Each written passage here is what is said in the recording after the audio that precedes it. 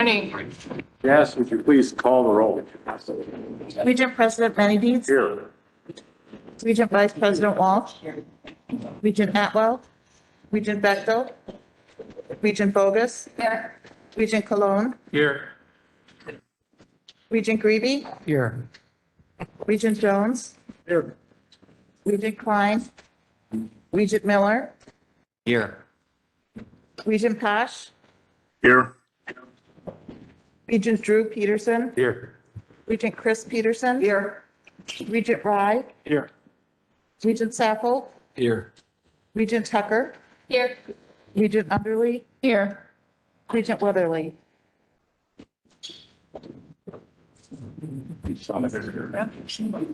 We have a quorum. Thank you, Jess. Well, before we get started, once again, we have to do the declaration of conflict of interest on any of the items on this agenda. If you have some conflict or a conflict, please let me know right now. Okay. Seeing none, before we get started this morning, I'd like to extend sincere thanks to our host, Chancellor Blank, and her staff for the gracious hospitality during our meetings, the opportunity to visit the College of Engineering on Wednesday evening, and the reception last night. So, as you know, President Thompson recently announced he'd be stepping down as leader of the University of Wisconsin system on March 18th. He asked for some time today during the meeting to share his reflections about his time at the helm of the UW system. President Thompson, the helm is yours.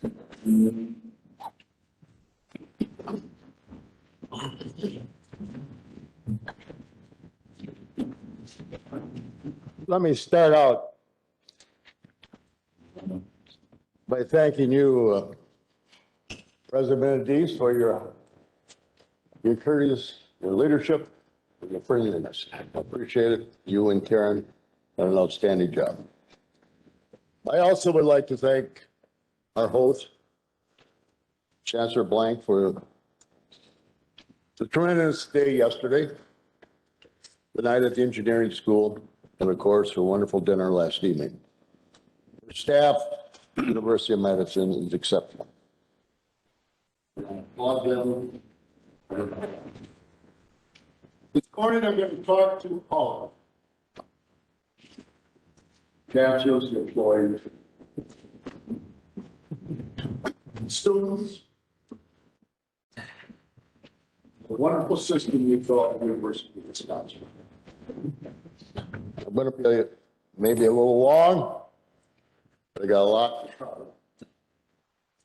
I want to thank certain individuals who make this University of Wisconsin absolutely the best, I believe, in the country. It's truly been my great privilege to work with the esteemed members of this Board of Regents over the past few months, as well as the outstanding chancellor. I want to underscore that. I don't think there are a better group of chancellors any place, anywhere.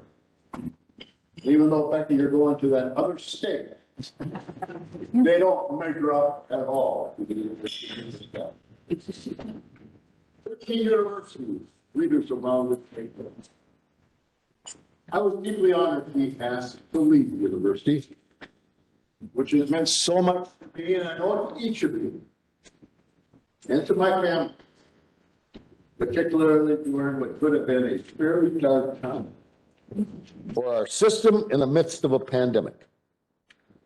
I also tremendously appreciate the opportunities I've had to meet so many of our exceptional students. Some are here with us today. And keep your passion and your leadership as you're doing today. Thank you. The commitment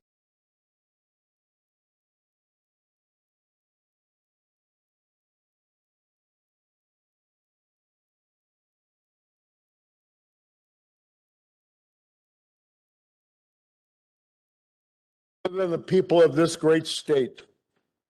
University of Wisconsin system is Wisconsin's great asset. It is, and it should be carried. At the end of my time as your president draws closer, I want to take this opportunity to reflect on some of the challenges we faced together and some of the successes. And I want all of you on the board to appreciate it because you're part of it. And these successes that we've had go to your leadership. I'm going to share a few thoughts about what we've achieved, what comes next. Let me first offer my thanks to former President Ray Crosse. When I was given this great opportunity to come into this role, Ray offered his full support and the benefit of his experience, particularly in those early months when we were all trying to figure out this pandemic. Ray was indefatigable in helping to identify optimum testing strategies to help us move forward to get our students back on campus where they belong. Ray, I deeply appreciate your advice and your friendship, and I thank you. I also want to take this opportunity to extend my congratulations to Jay Rothman. He's going to succeed me as leader of this magnificent university soon. I offer you, Jay, all the best wishes for the coming year, and hope that you bring all your passion, your pride, and your fortitude to this office. And I urge you to continue to shout from the rooftops and in boardrooms and public squares, on social media, anywhere that you get the opportunity and chance. And that goes for all. The great battle this system brings to the people of Wisconsin and beyond. COVID-19 has been a fierce and nasty foe over this past 2 years. The battle's not yet over, although today, our positivity rate on all of our campuses is less than 1%. I am deeply proud of how the UW has taken a stand and helped to beat down this insidious disease. I am proud to how our students, our faculty, our staff, and our university communities have done what has been necessary to keep our campuses some of the safest places in Wisconsin, while continuing to provide the quality of education that our students deserve, our parents and taxpayers expect, and that Wisconsin needs. When I arrived here in July 2020, the first big challenge I faced, we're going to open up the schools. I faced is how to make our schools open and able to offer face-to-face instruction this fall. I had to make the tough decision. I was and remain convinced this was the right decision for our students. I must admit, though, not everybody on the board was with that call, and not everybody under the chancellors supported that, including a good number of my friends, the chancellors. Several of them have come up to me subsequent, not all of them, but subsequent, saying it was the right decision, and it was. Once I made the decision, however, I knew the responsibility was now on my shoulders to make sure our campus communities stayed healthy and safe. We set up an operations center, which we dubbed the War Room, on the 19th floor of Van Heights, very much like I did in Washington, D.C., when I was Secretary of Health and Human Services after 9/11. For the past month, we met there every morning to go over maps, news reports, latest test results. Scott Neitzel, my team, Jenna, Joe, Stefan, and a host of others every morning. It was a cornerstone of our Smash COVID campaign. Has been to coordinate our strategy of promoting a culture of responsibility with our students and faculty. aggressive testing, tough safety protocols, and a vigorous campaign to encourage vaccinations. As you know, we did not mandate vaccines in the UW system, but instead we put a voluntary program in order called Backs Up 70 for 70. And 70 scholarship initiatives resulted in 11 of the 12 participating universities, successfully reaching the 70% student vaccination threshold. As a result, 70 vaccinated students at those 11 universities received one of our valuable $7,000 scholarships. UW-Madison ran its own vaccination program and was very successful. And their student vax rate is about 94%. We continue to advocate and administer vaccinations on our campuses because we all know that vaccinations are the most important thing that we can do. We keep our students, our employees, and our university communities healthy and safe. I'd also like to take a moment here to offer a shout out to comedian Charlie Behrens, who generously gave his time to support our Smash COVID campaign. His video appearances and his prowess with a mallet and smashing things with me really helped to expand the reach of our messaging. Thank you, Charlie. I would also like to recognize and thank former Regent Emerita Olivia Woodmansey, who served as our student liaison with our campuses during this campaign, all while finishing up her degree at the UW-La Crosse. We could not have done it without Olivia. Jack Jablonski, fantastic communications director, vice president for public affairs, and he always had something special for us to do to highlight what we were trying to accomplish.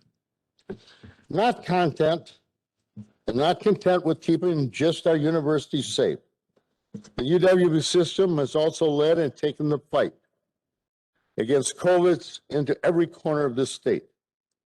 It's been a natural extension of my fervent commitment to the Wisconsin idea and the notion that this university should be actively engaged in helping to find solutions to Wisconsin's biggest challenges. The Wisconsin idea is about far more than just education. We do so much, much more on our university campuses. And we want to embrace our role as problem solvers, solution solvers for the state of Wisconsin. And COVID certainly qualified as a significant problem.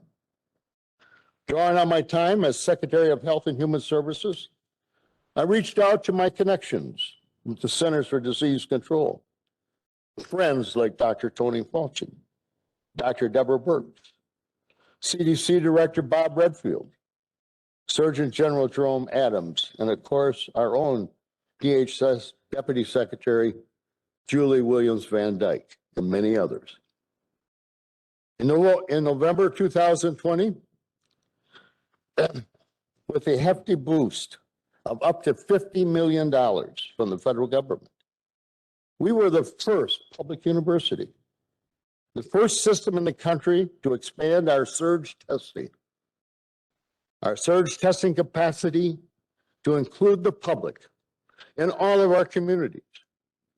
We continue to provide this resource, and to date, our system, we have provided more than 2 million COVID tests here in Wisconsin. And furthermore, than 1,000 of our nursing and pharmacy students stepped up, answered the call to serve on the front lines in healthcare facilities and vaccination clinics, truly serving the people of Wisconsin. In return, you, the board, we offered those students some tuition assistance. I'm very proud of those students. I had the privilege to meet many of them and thank them for their leadership, their perseverance, and dedication. But above all, some of the unsung heroes were our nursing deans. What a fantastic group of professors. I had the privilege to meet lots of them and talk to them. And all of them said the problem we have is fewer nurses because we do not have the professors in our schools to take the additional students that want to be educated in nursing. I talked to Howard Merkline, chairman of the Joint Finance, when he came in to meet me. And I told him about my discussions with the nursing deans and told him his wife was a nurse and he could be proud of the fact that he helped us. And he did. And this week, the Joint Finance Committee released some money for us to set up programs to help nurses to come back and get their master's and PhD. Still not enough, but it's certainly a step in the right direction. And as all of you know, we didn't stop at testing. When vaccines became available, we set up community vaccination clinics on all of our campuses. And one of the regents, who's here today, Ashok Rai, was with me in Green Bay, and he has noted that the UW system actually may have saved Wisconsin. Quote unquote from Dr. Rai. And thank you, Dr. Rai, for what you did with your clinics.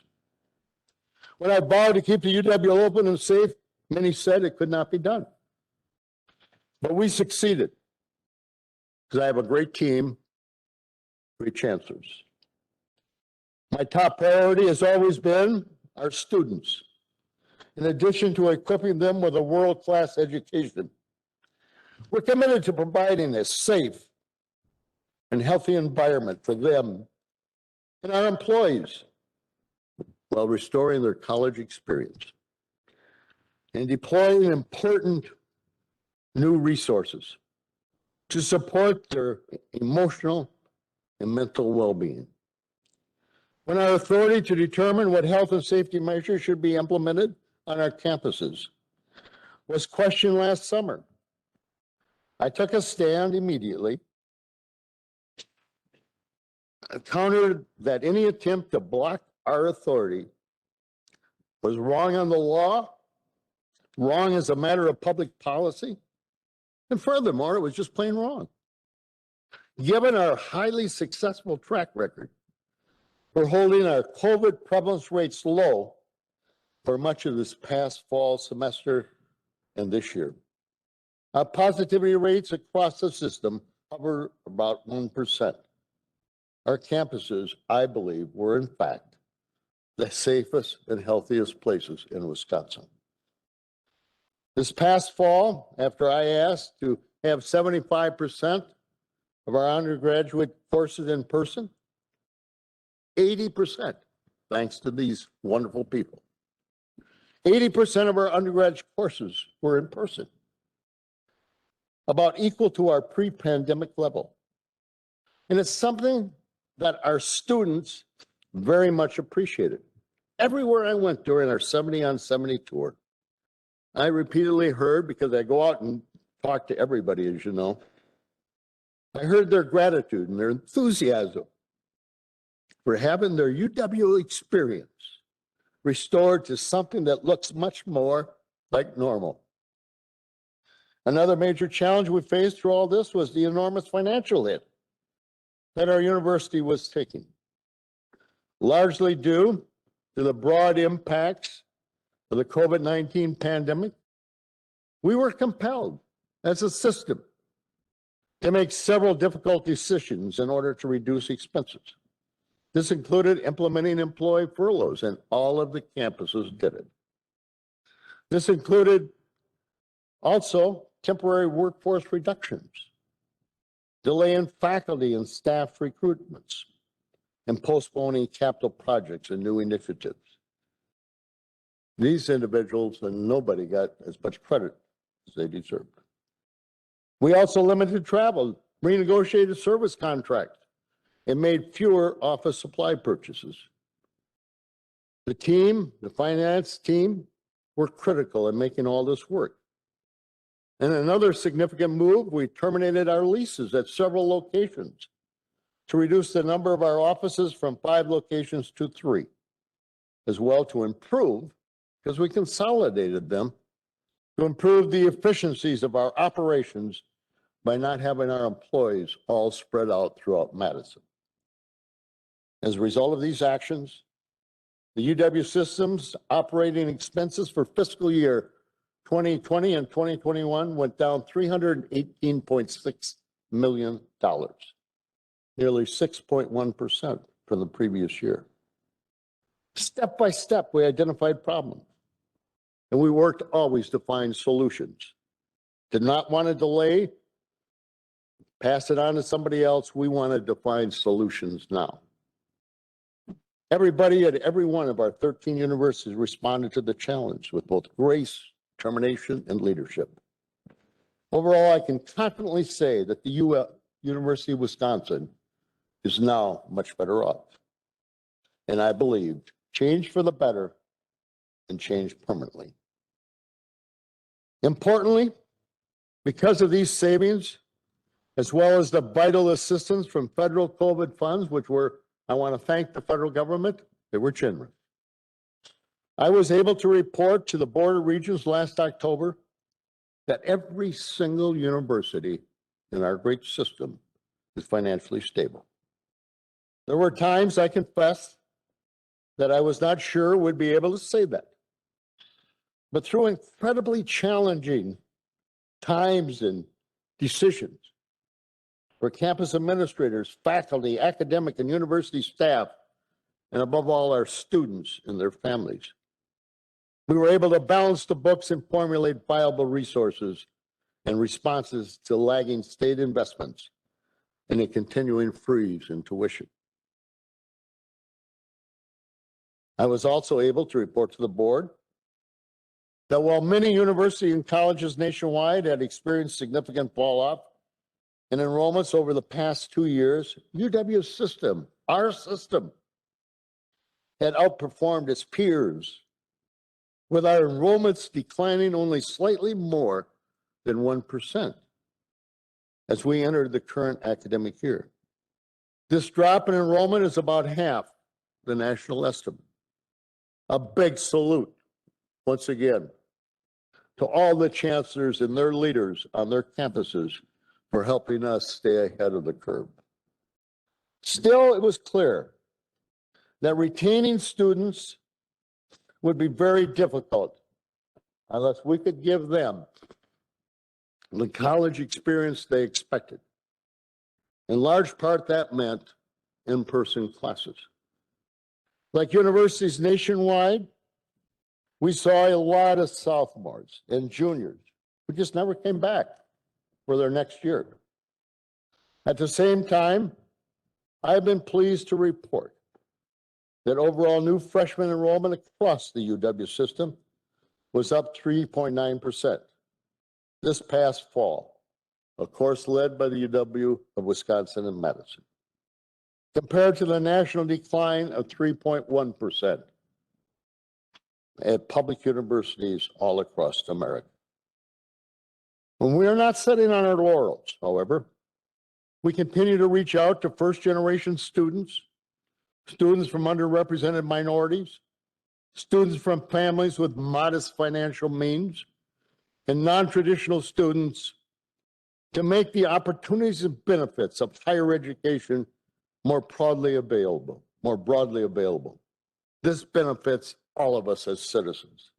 And I'm very proud of the work being done all around the UW system to help make this happen. Other positives news, by working with the legislature and the governor, UW system's tuition setting authority has finally been successfully restored to its rightful place, the Board of Regents. After nearly a decade, while trust needs to be continuously earned, the same willingness to faithfully engage with policymakers from both political parties has brought the UW system closer to a significantly improved relationship with elected officials. You can almost feel it. They're actually anxious to see us. In fact, just a couple of weeks ago, I was honored to receive a resolution in the Senate, supported by both sides of the aisle, recognizing my service as UW Systems president. I was proud and moved to be back in the Senate chambers. Will also feel the same delight when I go to the Assembly this week. And continuing on the state front, we formulated an operational state budget, a budget request last year that resulted in no reductions to base funding, which a lot of agencies got. We did not. And a modest increase, not enough, a modest increase to establish programs that we could all agree would elevate our state and our university. While the UW system would have greatly benefited from further state investment, on balance, the result allows us to continue our mission. In addition, our success in the capital budget will allow us to build for the future. Much needed investments in maintenance and repair funding for our facilities, as well as support for moving forward critical projects throughout the UW system. Is going to help ensure our students have the important educational opportunities they need to graduate and enter the workforce. And those of you who were with Chancellor Blank, myself, on Wednesday night going through the engineering building, you see the badly need of repair improvements in a new building. I went and talked to Mark Bourne in November and told him that we really needed $1 million to keep planning for a new engineering school. I'm happy to report that bill was introduced. It's moving along. And with all a little bit of hope, we should have it passed and signed into law this month. I'm also pleased to report that earlier this week, the Joint Finance Committee approved our $8 million request from the JFC supplemental funds. The committee also approved $5 million for the Higher Education AIDS Board, which administered a loan program for nurse educators that I talked to Howard McLean about. These are both positive developments. I don't know if you really fully appreciate, I'm sure you do, what this water initiative is going to mean for Milwaukee and all of our campuses. There's all been positive developments, and I would like to say kudos to Jeff Barant, Deach, Lundgren, and the team, and the interim vice presidents and the chancellors, who always come to Madison when we ask them and testify. The $8 million in additional GPR for the UW system is going to help support a number of key programs, including the Wisconsin Freshwater Collaborative, which I previously mentioned, which is going to be extremely helpful. It set us apart from the rest of the world. Nobody has the water opportunities like we do. And this initiative could set new programs, new leadership, new opportunities. UW Extension, we were able to get 20 new farm agents. We were also able to get the UW-Madison Nelson Initiative for Environmental Studies, the Federal Department of Defense, and another collaboration between Water Council and the federal government Department of Defense. I'm hoping that this is the start of a very successful legislative session, but even more so, I'm hoping that this is the beginning of the new rapprochement and success with the legislature and the university. Looking back, we've accomplished a great deal over the past nearly 2 years. Without going into too much detail, I'd like to quickly run through some of these successes to remind you and all of us how the UW system has been engaged in improving our operations while continuing to set ambitious goals and working to achieve them. As a system, we hired new chancellors at UW River Falls and UW Stevens Point. And what great chancellors they are, Maria and Thomas, two excellent ones. Go along with the ones we have. And we got an interim chancellor at the UW Whitewater who comes back after turning me down many times for other jobs, doing an exceptional job. And last month, we officially launched the search to identify a successor, UW-Madison Chancellor Rebecca Blake. We also succeeded in getting a pay plan approved for all of our employees, providing them with a 2% pay raise in January of both 2022 and 2023. We took a number of steps specifically to help students. We expanded our Summer Bridge program, which assists incoming students and freshmen to make a successful transition to college life. This has been importantly and particularly important during the pandemic. Last summer, the number of students who decided to participate in the program, about 2,600, was more than double the usual pre-pandemic number. We launched a new pre-college pipeline initiative, and I want to thank Chancellor Dennis Shields, who helped me with this idea, to help guide high school students in preparing for applying to and enrolling in one of our 13 universities. The initiative involves placing students, student coaches, and recruiters in a select number of regional high schools. The initial investment of $1 million is equally divided among 5 universities: UW-Oshkosh, Parkside, Platteville, Stout, and Whitewater. The pipeline initiative encourages engagement with potential students earlier in the college going process, and also provides additional hands-on support, often helpful for first-generational students. I strongly urge the Board of Regents to look at the successes of these programs. I encourage you to consider not only continuing these initiatives, but also expanding them to include more of our universities.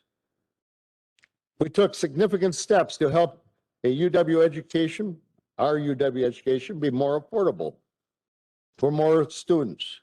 In November of 2020, we launched the new Regents Opportunity Scholarship, providing $1 million in scholarships to underrepresented and deserving students at different phases in their higher education journey.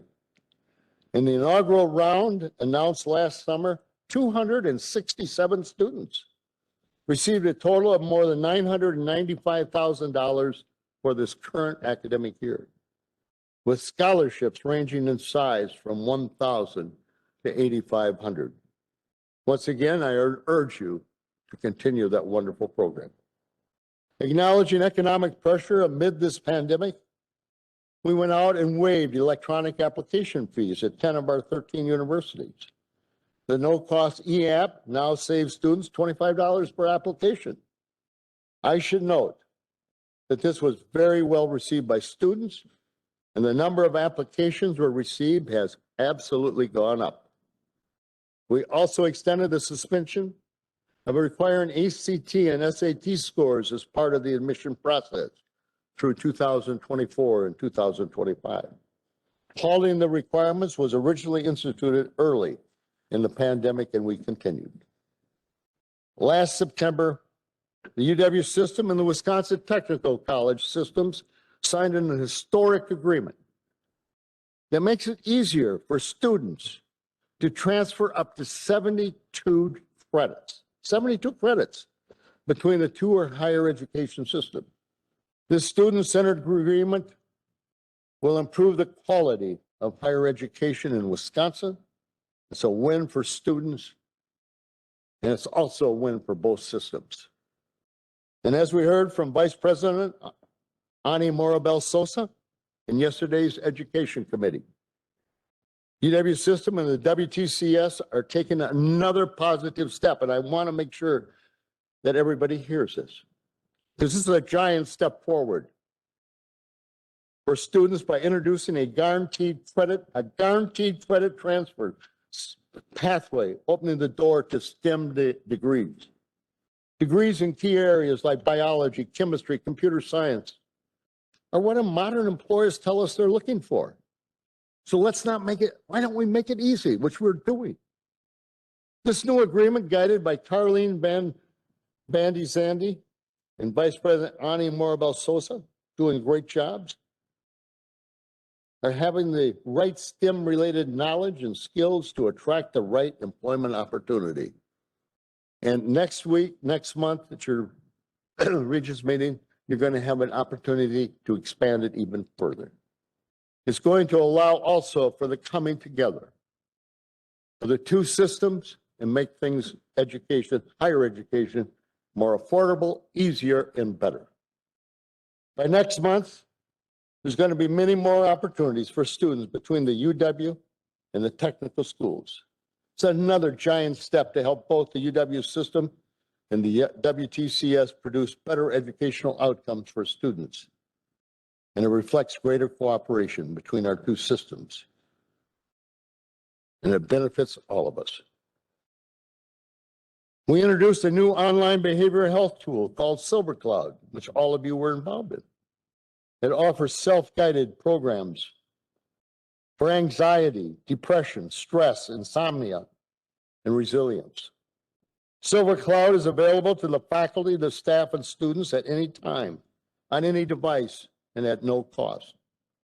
We also appreciated for additional state funding we also are advocating for additional state funding to hire more counselors, which they badly need, to support the growing demand for mental health issues and services on our campuses. John Ocker, wearing his student behavioral health coordinator hat, has been vital to make this happen. I must also give a shout out to our senior student affairs counselors and officers all across the system. Our SSAOs who were taxed and challenged over this past couple of years in ways we never could have predicted. Thank you for your tireless support. This is a need that's going to continue to grow, and I'm here to tell you the university is going to be there to help you grow and expand and get the necessary services and support and counselors that you need. We created a new equity, a diversity and inclusion office at the system level that reports directly to the president. Through this office, we can develop and implement a system-wide strategic vision that cultivates inclusive and supportive learning and working environments throughout the system. And as part of these efforts, this past year, for the first time, UW System campus senior diversity officers were convened to begin to develop a system-wide approach for equity, diversion, and inclusion. And as we heard in two separate committee meetings yesterday, we will be launching a pilot program in which EAB's academic planner tool is going to be installed at 3 of our campuses, UW-Oshkosh, Platteville, and UW-River Falls. UW-Parkside and UW-Milwaukee already use it. The academic planner, which provides course graduation mapping that our students are requesting to ensure that they can graduate on time and on budget. The UW System Administration will fund the pilot program, integrating the academic planner tool into our existing EAB Navigate tool. We've been using EAB Navigate tool at 12 of our 13 universities since 2018.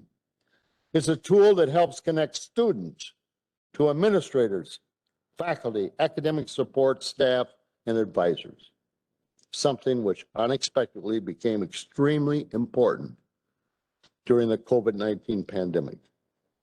The UW system successfully brought back the pre-college and youth programs to our campuses last summer, with widespread cancellation of such programs in 2020 due to COVID. We supported campuses in developing mitigation protocols, planning guidance in order to provide a safe environment for minors to participate in youth camps, activities, and programs on campus. And as you heard yesterday's audit committee in a report from Pranisha Clifton, our youth protection and compliance administrator, we're also developing administrative policies and best practices to address youth protection and compliance, empowering our institutions to implement the minimum youth protection standards required for minors on our campuses, whether activities are sponsored by the university or organized by others. And as part of our commitment to best practices and financial pressures and accountability, we also move forward in several important arenas. Last October, something that has been talked about around this campus for 10 years. Last October, we moved all UW system employees to a single payroll cycle. Not everybody supported it, but everybody supports it today. Without a hiccup, approximately 33,000 employees transitioned from monthly, hourly, every other week, now to one standard biweekly pay as part of our efforts to make our previously complicated and complex payroll system more efficient and consistent. And when the employees got 3 checks in December, everybody said thanks. Late last year, about 22,000 of our 29,000, just think of this, 22,000 of our 29,000 non-faculty employees around the UW system got new titles as part of our title and total compensation program, or TTC. First got underway in 2017. This comprehensive update of all of our job titles and descriptions is the first such update in at least 30 years. TTC is a very difficult because you're talking about compensation and titles. The straight up good business practice, hats off to Dan Chanin, Associate Vice President and Chief Human Resource Officer. UW System has been trying to get these 2 things completed for years. The payroll cycle appointment and TTC. I said it was time to get it done. I was not leaving until it was done, and it was going to get done. But I insisted that we initially and finally get us across the finish line. We had great employees helping us all along the way. And I want to give special shout out to Stacy Ralston, our interim executive director of UW Shared Services. And then last April, we did something else. We implemented the Procure to Pay, or P2P, in Shop UW Plus. The latest step in our efforts to refine UW Systems businesses practice. With this implementation, turnaround time on purchases, just look at this. Turnaround on purchase orders approval has dropped from an average of 10 days to just a single day. Since implementation and through mid-January, since last spring to mid-January, more than 143,000 purchase orders have been created for more than $628 million. We also moved forward with the Administrative Transformation Program, ATP, an ambitious back office overhaul to rebuild human resources, finance, and research administration system and services across the UW system. Further, we expanded the program scope to include every institution in the system and called for a quicker timeline for completion. When I came in, the intent was for ATB to be only implemented at Madison and at system administration. And it was going to take 5 years before expanding to the other universities. We needed to do better. I thought it was a mistake to wait and not have all the institutions involved. I called for ATP to apply to all universities at the same time. And we're going to do it within 3 years, ladies and gentlemen. I won't be here, but it's going to be completed. We have now charted and shared major events on the ATP timeline to make sure that we hit these goals, and we're doing it under budget. This may be the biggest investment in the University of Wisconsin system's history. The goal of ATP is to reduce the complexity of the current administrative environment and refocus valuable staff on UW's missions of education, research, and outreach. To make this a reality, we're working to streamline policies. We got funding with the help of the Department of Administration. We're working to streamline the policies, standardize the processes, and implement new best-in-class technology to support essential functions. I want to credit 2 individuals, Rob Kramer, the Interim Vice Chancellor for Finance and Administration at UW-Madison, and Jim Langdon from UW Systems Vice President for Administration, for their strong leadership in shepherding this through on these projects. We also took action on a number of fronts to help seek solutions to some of Wisconsin's more pressing challenges. We sought and received state support to add 20 additional county-based agriculture positions in the Division of Extension at UW-Madison as part of our long-standing commitment as a land-bank college to support Wisconsin agriculture. In December, the Board of Regents unanimously approved a new policy led by President Menendez to develop strong collaborative relationships with our Native nations. Under the policy, the UW system will consult with tribes of numerous issues affecting their communities. It's a giant step forward. Should have been done many years ago. But it's only the first step. We cannot be satisfied. None of us can until more Native American students enroll and graduate from our great universities. I applaud the vital roles played by Dr. Jennings, UW Systems Native American Student Success Coordinator, and Tribal Liaison General Counsel Quinn Williams, and Vice President Jim Langdon in moving these efforts forwards, and especially to you, President Menendez. I should tell you that it bothers me how many of our campuses are located on ancestral land of these nations, and that we still haven't fulfilled our responsibility to provide a university education to anyone who wants or needs it, including members of Wisconsin tribes.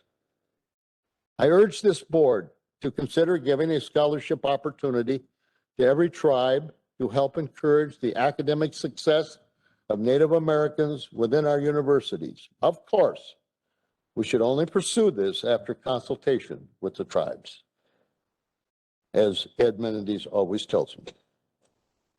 As part of efforts to educate people in prison and reduce recidivism, the UW system also advocated for state investment in prison education initiatives. While this initiative was not funded in the current state budget, the University of Wisconsin Prison Education Initiative was recently awarded up to $5.7 million in grant funding to work with the Department of Corrections to reach employable skills to prisoners while incarcerated, and then support them through a program completion and career placement upon release. I want to thank Governor Evers for his support for this initiative. The funding for the Prison Education Initiative is part of the state's first round of Workforce Innovation Grant, supported by $100 million in Federal American Rescue Plan Act funds. The initiative has also received support from the Ascendium Education Group, which awarded the UW system an additional $150,000. I appreciate the hard work on this by Ani Morabel Sosa, Vice President for Academic and Student Affairs, Attorney Steve Hurley, Peter Marino, and Brian Nemore. This, ladies and gentlemen, as all of you know that know me very well, one of my real passions, to turn a prison into a college. It's clear to me now that our state has not done enough to give prisoners a second chance. And it's equally clear that the University of Wisconsin has a tremendous opportunity to offer a solution by helping to break the cycle of recidivism. According to the Department of Corrections, of the roughly 8,000 people having prisons annually in Wisconsin are going to be released, 40% are back in prison within 3 years. And that comes at an annual cost, ladies and gentlemen, of $35,000 a head. Yes, a significant number of people in prison belong there. There's no question about it. That's why we have it. Absolutely, but others, maybe as many as half of them or more, could go on to be productive members of society, and we all know some. If we could provide the opportunity for people who are incarcerated to get more education, to build their workforce possibilities that could improve individual lives, reduce recidivism, strengthen Wisconsin's economy, and ultimately save taxpayers' dollars. It wouldn't be cheap, but like welfare reform, it would pay for itself in the end. I believe this initiative is potentially a big problem solver, and that is what the University of Wisconsin system and our commitment to the Wisconsin idea are all about. Ladies and gentlemen, since day one, I have worked tirelessly to implement these and other necessary reforms to support our students and strengthen our system. As we look ahead, I am convinced the UW system, which recently celebrated its 50th anniversary, has a distinct and vital mission. Our universities can and must prepare people to make a good living and also prepare them well for life as contributing citizens in a globally involved democracy. As an aside, I was actually in the legislature 50 years ago. I never would have imagined back then, when this bill was being passed, that I'd someday be leading this incredible system. What we do here in the UW system is vital for all of us. I am wholeheartedly convinced that a college education, a college degree has never been more important, both for the good of an individual, but also good for our communities, our state, our country, and the world. Everywhere I go, every speech I make, I talk about the importance of college education, especially at a time when there are those who question the value of a college education or even speak out against it. I hope this board continues to publicly embrace, and I know you will, our mission to make your voices heard. Here in Wisconsin, we're extremely fortunate. We have a public university system that touches communities all across this great state, and 13 universities that offer top-notch opportunities for education, research, and service that make us the envy of peers all around the country, and yes, even the world. We have a university system with outstanding chancellors, as I've said, well-respected professors, nationally renowned, and staff who nurtures and challenges our students to become better versions of themselves, who encourage and lead groundbreaking research efforts, creative intellect, or artistic endeavors, and entrepreneurial endeavors. In our UW classrooms and laboratories, students hone their critical thinking and their communication skills, their problem-solving ability, their ability to adapt to change, and their comfort in working alongside diverse groups of people. Employers need people with these kinds of skills in order to grow Wisconsin. We know this because they tell us so, and they want lots more. Over the last 10 years, we have sent more than 36,000 graduates each year out into Wisconsin and the world to make a difference and to succeed. As Franklin D. Roosevelt once said, we cannot build the future for our youth, but we can build our youth for the future. And yes, that's what we do. We continue to stand by our commitment to serve our state and legal communities by graduating more students into areas of high state need, such as science, math, healthcare, engineering, biology, computer science, and water research, and especially teachers. We are an economic engine, ladies and gentlemen. It keeps Wisconsin humming, powering Wisconsin businesses, not just for today, but for many years in the future.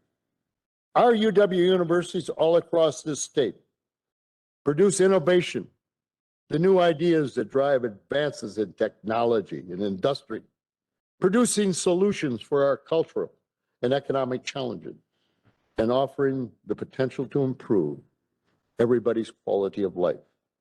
Driven by our commitment to the Wisconsin idea, we are indeed here to serve. So let me say this. At a time when the state continues to see surpluses at record level, it's time to think about record investments. It can start by investing in higher education to help businesses get the access to the talent they need in order to prosper. We all know there is no greater talent magnet than our UW universities. Nearly 90% of our in-state graduates stay in Wisconsin. 5 years after earning a degree. The UW is also our best shot at attracting out-of-state residents and students to come to our lovely state of Wisconsin. It can start by investing in the educational needed to meet the demand for more nurses, more engineers, and more educators. We desperately need more teachers to meet the demands of the future. It can start by providing prison education to address our problems of recidivism and to provide additional workforce support. These are all things we should be working towards now so we can avoid continuing to face these problems in the future. It's bigger than just the UW. It's designed to help every Wisconsinite. To serve has always been at the heart of who I am. I love Wisconsin.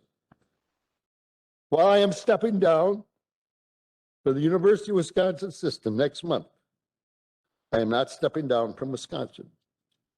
And I will continue to do what I have always done. I will do whatever I can to make the state the best that it can be. And that includes continuing to be an advocate for this great system. While I did not seek this responsibility, it has been extremely rewarding to lead and work alongside truly remarkable people at UW System Administration and our universities. On the front lines of this understanding, UW System enjoys the great benefits of outstanding leadership from our chancellors and employees. We're focused on delivering the best outcomes for their students, their communities in this state. The University of Wisconsin has great people with great talent. It's been an honor to work alongside you. You always got the best interests of the people of Wisconsin and the university at the center of what you do. I would be remiss if I did not recognize your patience, your dedication, your hard work, and your commitment to public service.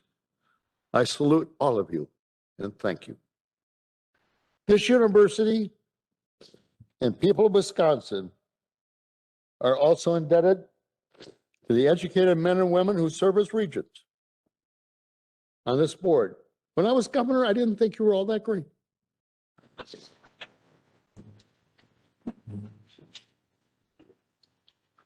But now that I've worked with you, I greatly appreciate this opportunity to work alongside you. I want to thank you for the confidence you placed in me to lead with, I would like to lead. I want to give special appreciation to former Regent President Andrew Peterson, former Regent President Michael Grebe, current Regent President Ed Menendez, and current Regent Vice President Karen Walsh for recruiting me to serve in this capacity and giving me the flexibility to lead. I am grateful to you for allowing me to lead in the only way I know how. With all my heart, the deepest affection for the state and its many gifts. When I agreed to lead this system, I did so knowing two things. One, I was needed, and two, it would be temporary. I have been encouraged and heartened that so many of my fellow citizens and university colleagues have taken the time to personally express their gratitude for my willingness to lead an organization that has been so instrumental in all of our personal and professional lives and to the life of Wisconsin. We need to make clear to all that the University of Wisconsin system should not be considered an expenditure, but rather a vitally important investment in the future. If we truly want to grow Wisconsin, there's no better place to start than with the UW system. The returns on investment we offer are not just measured in dollars. but enrich our fuller lives for our people and our communities. That is the Wisconsin idea. I want to close, and I'm sure you're praying for that.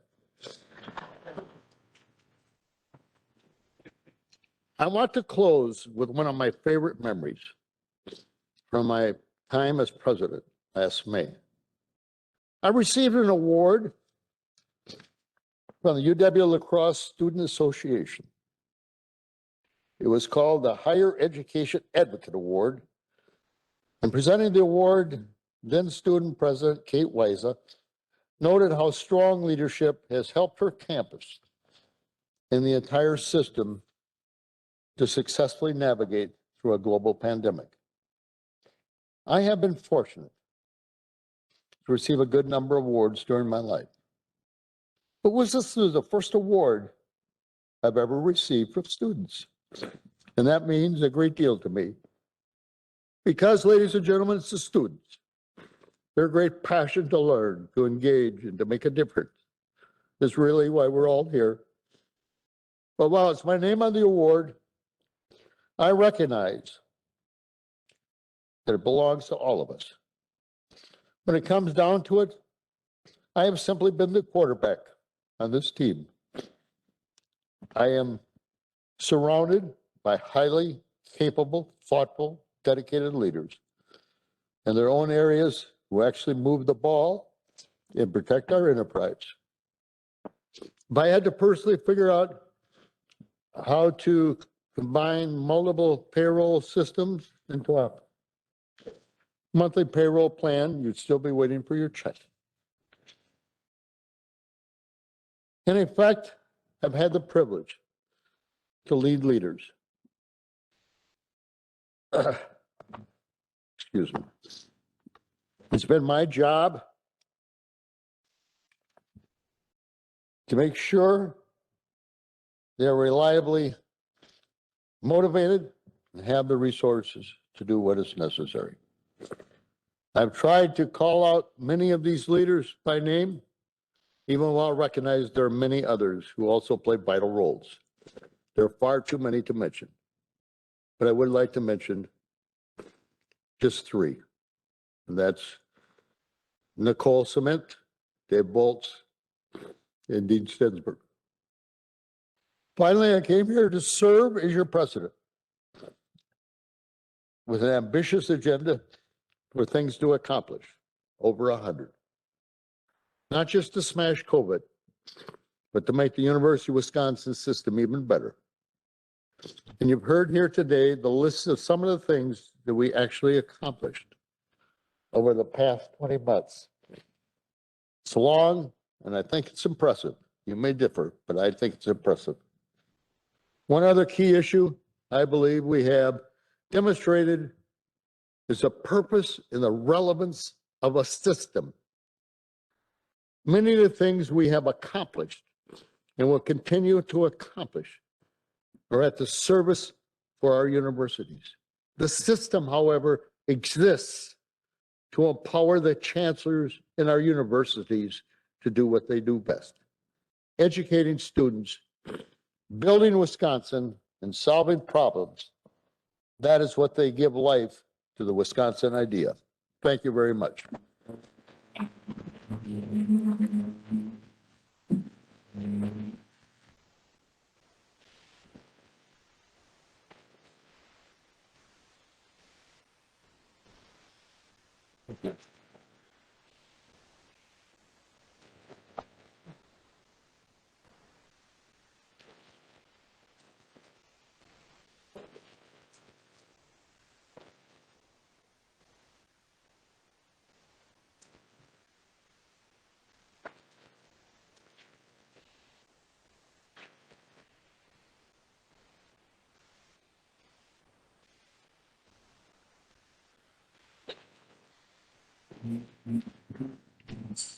It's been my honor, sir. Thank you. I think what I'd like to do is to take a 10-minute break. Please come back promptly, and then we'll get back to other business. Thank you. Great.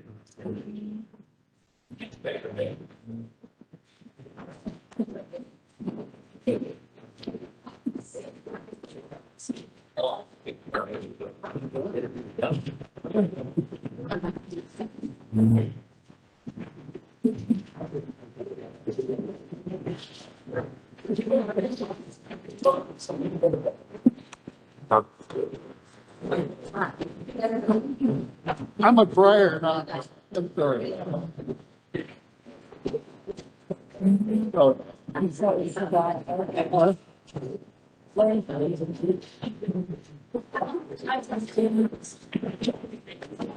Thank you.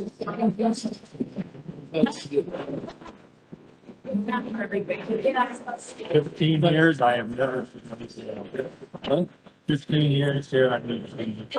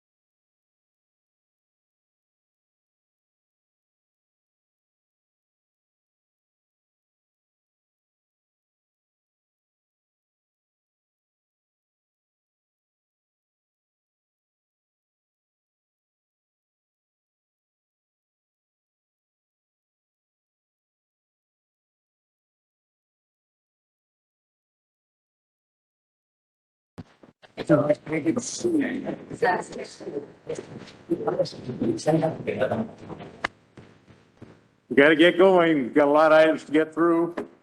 Please take your seat. Now I call upon Regent Weatherly to present the report from the Audit Committee.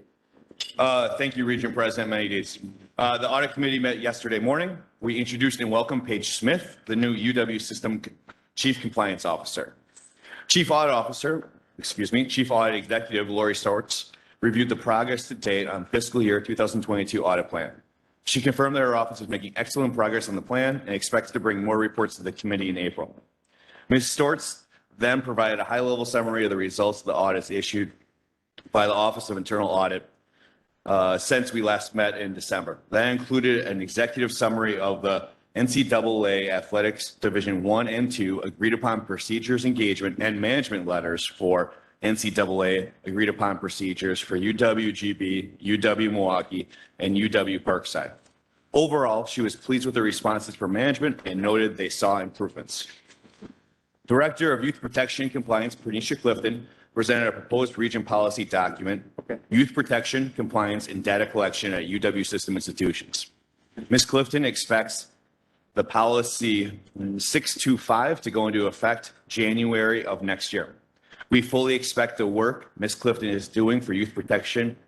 We fully support the work Ms. Clifton is doing for youth protection and ask that she continue to give us, our committee, regular updates.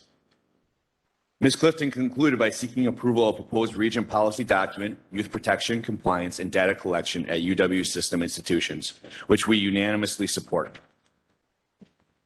We welcomed Interim Associate Vice President and Chief Information Security Officer Ed Murphy to present to the Audit Committee for the first time. Mr. Murphy presented an information security update and discussed the 2022 Information Security Roadmap. One point to highlight is the new dashboard Mr. Murphy is working on to give operational metrics to information security programs to the Regents later in 2022. The committee gave our support for this important area of focus and appreciate the work that is being done to safeguard the University of Wisconsin system. A member of the Regents asked about helping with the budget, and I asked Mr. Murphy to report back to the committee soon with follow-up information.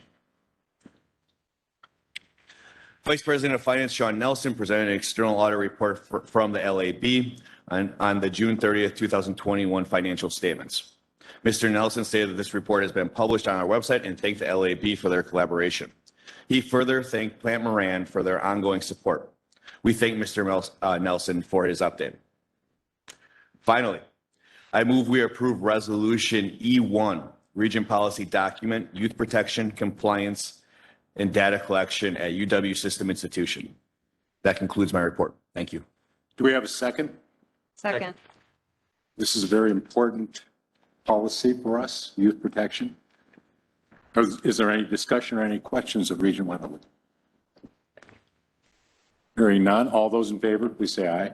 Aye. Opposed? Motion carries. Thank you, Regent Weatherly. Regent Jones, please present the report from Business and Finance Committee. Thank you, Regent President Mendes. The committee first heard a presentation from our host campus entitled Strategic Investments, Opportunities and Challenges for UW-Madison. Interim Vice Chancellor for Finance and Administration, Rob Kramer, noted that recent revenue growth at the university has been driven by increases in enrollment, including strategic growth in summer sessions and professional programs, philanthropic support, and research and development. UW-Madison's current focus is on innovative opportunities in real estate, cash management, corporate engagement, and the realization of savings through administrative efficiencies and facility modernization. These gains will allow for the reinvestment in key areas like student financial aid, faculty compensation, and academic support services. Next, the committee approved UW System Status Report on large or high-risk information technology projects. The report, provided by Chief Information Officer Stephen Hopper, details 14 major IT projects within the system, including one new project on storage and server consolidation, and 3 projects that have been fully completed since the last report in August 21. For those projects still in progress, Mr. Hopper shared status updates on each project's schedule, scope, and budget. The total portfolio is $269 million, an 8.5% decrease since last August. The committee then approved the annual report of the strategic plans for major information and technology projects, also presented by Stephen Hopper. The report provides an inventory of all ongoing and new projects, both enterprise-wide and institution-specific, and includes information on each project's business need, impact, staffing requirements, and budget. Both of these reports will be submitted to the Legislative Joint Committee on Information Policy and Technology pursuant to state law. Next, the committee approved an amendment to UW Systems Agreement with Huron Consulting to assist with implementation of Workday software related to the Administrative Transformation Program. The amendment expands Huron's services to include implementation of Workday's budget and planning modules. While the amendment increases the agreement with Huron by $5.4 million, a business case analysis determined that it was more cost-effective for UW System to utilize budget and planning capabilities of Workday rather than to retrofit UW's existing budget system. The committee then approved an amendment to UW Systems contract with EAB Global, which currently provides its Navigate system to 12 UW institutions to support communication and engagement for students and the entire campus community. This amendment allows for the $385,000 purchase of a new EAB product offering called Academic Planner to be utilized by 3 participating institutions, UW-Oshkosh, Platteville, and River Falls, as a pilot program through the current contract term ending in 2023. Academic Planner creates a clear course to graduation pathway that assists students in meeting their academic goals on time. Both UW-Milwaukee and UW-Parkside already are utilizing this tool under their Moonshot for Equity program with positive early results. The committee also considered then a series of research contracts on behalf of UW-Madison. The first of these is with RX Mapper, a Mayo Clinic spinoff that seeks to better predict patient outcomes. The company will provide the UW-Madison Biotechnology Center with human cheek swab samples to generate DNA sequence data and provide a report of the status of mutations of interest. Total funding under the 3-year agreement is expected to reach $10 million. The second UW-Madison agreement is with eGenesis, biotech company with a mission of ending the global transplant shortage and transforming the treatment of organ failure. This 2-year agreement, anticipated to exceed $1 million, allows for an animal research study that may include transplantation of organs and tissues between species, furthering UW-Madison's reputation in the field of xenotransplantation. The final contract approved by the committee is with Fate Therapeutics, a biopharmaceutical company developing cellular immunotherapies for patients with cancer. In this 5-year study estimated at $3.6 million, UW-Madison's Carbone Cancer Center will explore the safety and effectiveness of the company's novel treatment for B-cell lymphoma and chronic lymphatic leukemia. This too is a new partnership for UW-Madison, providing the opportunity for a longer relationship with the company. The committee then received 2 informational reports from Vice President for Finance, Sean Nelson. First was the mid-year budget to actual report, which reflects the status of the UW system budget by major areas of activity in comparison to actuals for the period of July through December 2021. The report indicates that both revenues and expenses are largely on track with the budgeted figures at this point in the fiscal year. Lastly, Vice President Nelson presented a summary report on gifts, grants, and contracts awarded to the UW system institutions, also for the period of July through December 2021. Total gifts, grants, and contracts for the 6-month period were approximately $1.1 billion, a 14% increase from the same period in the prior year. Federal awards increased $31 million, or 4.9%, while non-federal awards increased by $106 million, or 33%, largely attributed to the funds received by UW-Madison from the Wisconsin Alumni Research Foundation. In conclusion, on behalf of the Business and Finance Committee, I would now like to move the approval of agenda items E, F, G, H, I, J, and K. Do we have a second? Second. Okay, busy day, Regent Jones. All those in favor, please say aye. Aye. Aye. Opposed? Motion carries. Thank you, Regent Jones. I'd like to call upon Regent Bogus to present the Education Committee results. Thank you, Region President Manydeeds. At our meeting yesterday, the Education Committee approved several degree programs, including a Master of Science and Doctor of Philosophy in School Psychology at UW-Madison, also at UW-Madison, Bachelor of Arts and Bachelor of Science in Information Science.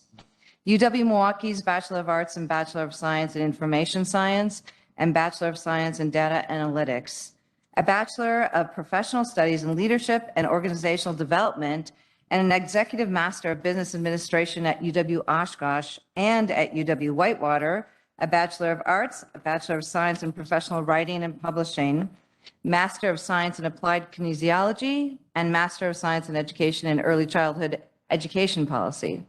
The committee also approved a UW-Milwaukee proposal to realign its academic units. It will realign 8 existing schools, colleges, and programs into 4. The College of Architecture and the Arts, College of Applied Social Sciences, Joseph J. Zilber College of Public Health, and College of Health Professions and Sciences. It does not affect the program array offered by UW-Milwaukee, nor does it impact the accreditation status of programs. This realignment is part of UW-Milwaukee's 2030-plus think tank efforts to help UWM position itself for future success. It will result in fewer administrative structures, improve efficiencies and cost savings, better coordination of student services, an updated budget model, and to ensure continued accreditation and future opportunities for collaboration. Continuing our partnerships with the Wisconsin Technical College System, the committee approved a new liberal arts transfer program for the Associate of Arts and Associate of Science from North Central Technical College and UW-Stevens Point. This will provide flexible options for students to transfer to the UW system. This is an area with 6 NTC locations where students can continue to live and work while completing their degrees. Students would transfer with junior standing and to enter a variety of majors to complete a Bachelor of Science degree and have general education and some degree requirements already completed. The committee then approved an update to the class audit policy to meet the standards of a Regent policy document and clarify language around guest auditors and fees, along with oversight responsibilities to implement the policy. Next, the committee received a report on the impact of the current fee waivers policy and approved an extension of the reduced undergraduate admission fees at 10 of our campuses. The committee then heard a host presentation from UW-Madison academic leadership and students highlighting the work of their often unsung heroes, academic planners, advisors, tutors, and other staff and professionals who are vital to the success of students on campus. We then heard an update on 2 initiatives. First, the STEM transfer initiative with WTCS to help provide certainty to students and prepare them for high demand jobs in biology, chemistry, and computer science. Funded by the Howard Hughes Medical Institute, it builds comprehensive 2-year to 4-year transfer model programs by creating pre-major packages or concentrations of required classes within the WTCS Associate of Science degree.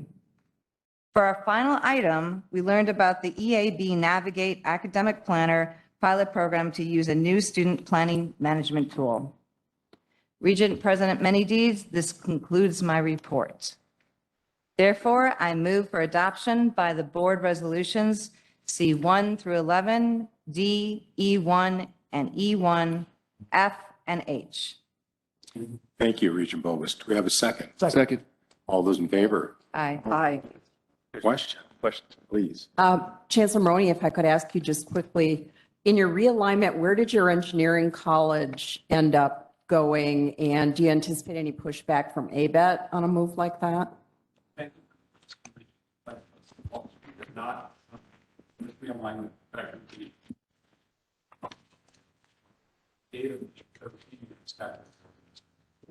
engineering is still standalone as your feedback should be effective and all that. Okay, great. Thanks, but I don't have to worry about your engineering folks. Any other questions? Okay, all those in favor, please say aye. Opposed? Motion carries. Thank you, Regent Bogus. Next, I'll call upon Regent Grebe to present the report of the Capital Planning and Budget Committee. Regent Grebe. Thank you. The Capital Planning and Budget Committee met yesterday to discuss and consider 4 agenda items in addition to receiving 2 reports. Interim Vice Chancellor Rob Kramer and Associate Vice Chancellor for Facilities Planning and Management Cindy Torsveit provided the committee with an overview of the critical nature of the built environment to the university's mission in a presentation on transforming the built environment, UW-Madison Future Facilities Planning Strategy. Her presentation touched on the increasing age of the UW-Madison facilities and lagging investment over the years. The university has developed a new strategy to leverage various financial and delivery options to deal with the challenge of an aging physical portfolio. Senior Associate Vice President Alex Rowe gave the committee a brief overview of the capital planning process's next steps, which culminate in a recommendation to the board in August 2022. She provided some early statistics from the capital budget submission from our 13 institutions. For the 2023-2025 biennial capital budget, the office received 106 project requests valued at $2.8 billion of all fund sources. For the 6-year plan from 2023 to 2029, 226 projects valued at $6.6 billion were submitted for consideration. She reminded the committee that the project values have not been reviewed and are likely to change anywhere from 1/3 to 1/2. Ms. Rowe also gave an overview of the February 9, 2022 State Building Commission meeting. As noted, the committee considered 4 resolutions. On behalf of UW-Madison, the committee heard an update on the work of the real estate initiative from Vice Chancellor Rob Kramer, which laid out the process for a planning endeavor overseen by University Research Park, and approved item D to sell a 2.94-acre parcel of land at 6101 Mineral Point Road in Madison to University Research Park for $90,467.63. The 2.94-acre parcel is the former site of the veterinary diagnostic lab. The sale of this parcel is one of the first being considered for development by URP for the recently executed MOU, and as such, URP can sell or ground lease this parcel once the parcel has been sold to them. Next, on behalf of UW-Madison, the committee approved item E to sell a 5.76-acre parcel of land at 5707 Mineral Point Road, Madison, to University Research Park for $158,530 for the conditions of the recently executed MOU. This 5.76-acre parcel is located at the corner of Mineral Point and Rosa Roads. Upon divestiture of the parcel, either through a long-term ground lease or sale, URP will invest the proceeds from the transaction, net of transaction costs, for the benefit of UW-Madison. Again, on behalf of UW-Madison, the committee considered and approved item F to complete design and construction of the Biomedical Sciences Kuhn Lab for an estimated total cost of $2.5 million in gift and grant funds. The project renovates 4,520 square gross feet to provide a flexible yet efficient research laboratory environment in the DeLuca Biochemical Sciences Building. Dr. Joshua Kuhn, a professor of chemistry and biomolecular chemistry, seeks to answer fundamental questions in cell biology and to study human diseases, including Alzheimer's, diabetes, heart failure, cancer, obesity, asthma, among several others. And finally, the committee approved item G on behalf of UW-Madison to complete the design and construction of the Rowe WAM Plasma Physics Lab electrical and cooling upgrade project for an estimated total cost of $1.564 million in gift and grant funds. This project upgrades the facility's electrical power and process cooling capacity to ensure the support of a fusion energy research project being funded by the U.S. Department of Energy. The Wisconsin Plasma Physics Laboratory, who represents the plasma physics efforts, serves both UW-Madison and external users and supports the research to understand the flow of energy between fields and particles in plasmas. On behalf of the Capital Planning and Budget Committee, I move resolutions D, E, F, and G. Thank you, Regent Greeby. It's always great to hear from the most exciting committee in the system. Is there a second? Second. Any discussion? All those in favor, please say aye. Aye. Opposed? Motion carries. Thank you, Regent Greeby. Now we have the Ready Committee, I believe, by Regent Peterson, please. Good morning, and thank you, Regent President Menendez. I do have to argue with you that my committee is the most entertaining committee of the Now you're going to have to The prove it. Research, Economic Development, and Innovation Committee, READY, reviewed and approved the minutes of the December 9th meeting, and committee members heard presentations highlighting university programs and partnerships that are burnishing the UW's reputation as an innovator and economic engine for Wisconsin. First, we heard from UW-Madison presenters who led the third in a series of important research updates. Their focus was on the innovative ways our flagship, which is Madison, positively impacting healthcare advancements and expanding economic and community development, which is the Wisconsin idea in motion. Through the years, more than 400 new businesses have been formed that are based upon UW intellectual property and the work of UW faculty, staff, and students. Chancellor Blank reported there are 1,700 biotech companies in Wisconsin with 50,000 employees. These businesses generate more than $10 billion in economic activity annually and have created more than 42,000 jobs and generated more than $320 million in state and local income taxes for the state of Wisconsin annually. As Chancellor Blank pointed out, research coming from talented faculty experts across disciplines leads to advances in both known and in surprising new avenues. Her remarks were followed with a progress report from Aaron Alver, who leads the University Research Park, where many of these businesses got their start. This internationally recognized research and technology park supports early stage and growth-oriented businesses across a range of sectors. By way of example, Aaron reminded us that when Exact Sciences came to the research park, it was forecasted for an eventual hire of 100 employees. Today, the firm has more than 3,600 employees in Madison and more overseas. The second presenter, Sarah Pernstill, provided an overview of her impressive work at Stratotech, a company based in the research park. Her company has developed a synthetic skin graft replacement material for burn victim treatment, which has revolutionized the standard care for improving recovery from serious injury. This innovation grew out of a UW-Madison discovery in 1996, and Sarah explained to us that when they first did this, they thought they'd have 6 people employed. I don't know how many they have, but it's a lot.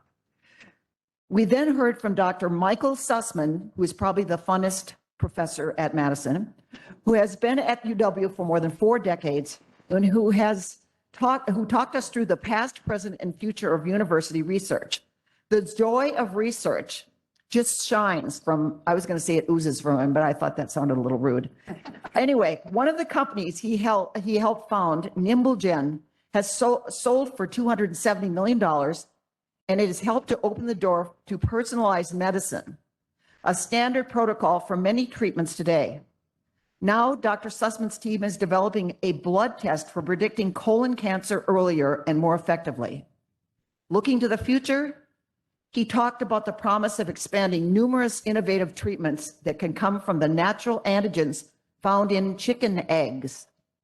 He and his interdisciplinary team are directing their energies toward using this research to help direct and fight cancer in ways yet untold. Next, we heard from Vice Chancellor Steve Ackerman, who noted that overall, UW-Madison is a powerhouse of research across a broad range of disciplines, making it a hub for innovation and entrepreneurship. From a policy perspective, his ready discussion highlighted the need for finding new ways to facilitate these important research advances, including the need to streamline the university's approval process for grant funding. The intent is to be more responsive to industry decision-making timeframes and to better align UW practices more closely with peer research institutions. Each of these efforts spells new opportunity for the flagship university and for all of us going forward as we at Ready are fully dedicated to help this happen. In closing, I want to specifically recognize and thank Chancellor Blank for her inspiring leadership and especially for her enduring efforts to build a stronger UW-Madison presence. She is amazing. Today, this great university is increasingly being recognized and respected for its talent development, its stellar research, and for its outreach and impact across Wisconsin and well beyond. Chancellor Blank, we have been privileged to know you and to work with you, and we wish you all the best in your new endeavors. Regent President Manny Deeds, this concludes my report. Thank you, Regent Peterson. Once again, I want to thank all of the regents for their participation in these committees, for the people that prepare the documents, for the presenters that explain them and answer our questions, and finally, for your votes that you bring to us to hear and decide as a group. I appreciate all the hard work, so thank you very much. Now we're going to get to one of the most enjoyable responsibilities that we have as a board, and that's the presentation of the Regent Diversity Awards, where we recognize outstanding faculty and staff members from 3 of our campuses. We honor these individuals for the support and opportunities they offer our students. To lead us in the awards presentation, I'll turn the floor over to the chair of the awards selection committee, Regent Hector Cologne. Regent Cologne.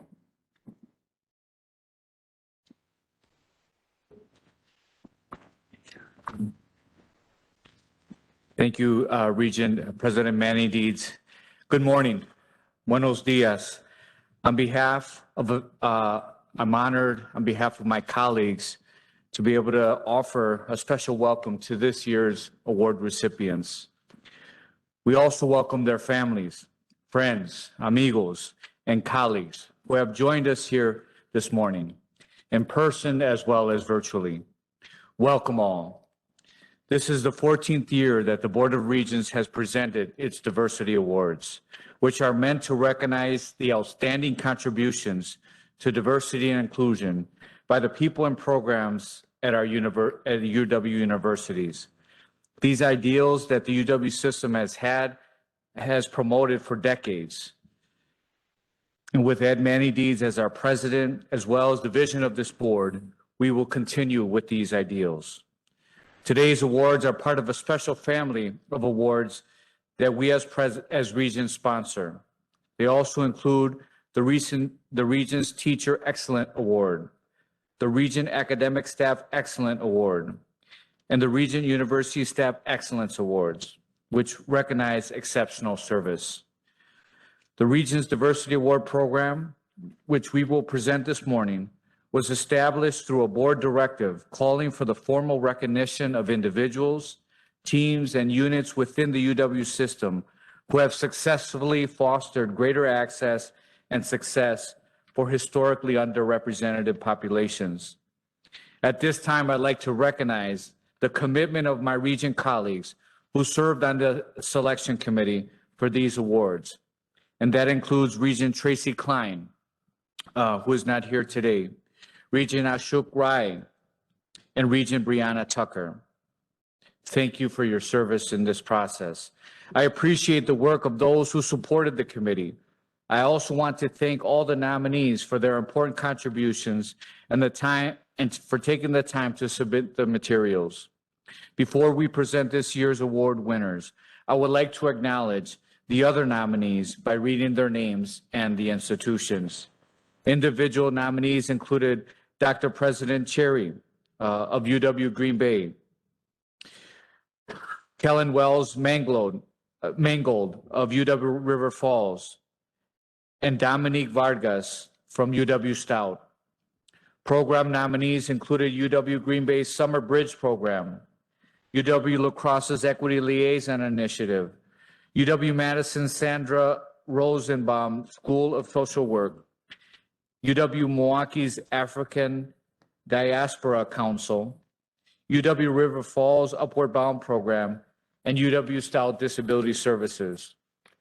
Along with this impressive pool of nominees, we are pleased to recognize the accomplishment of this year's recipients and are proud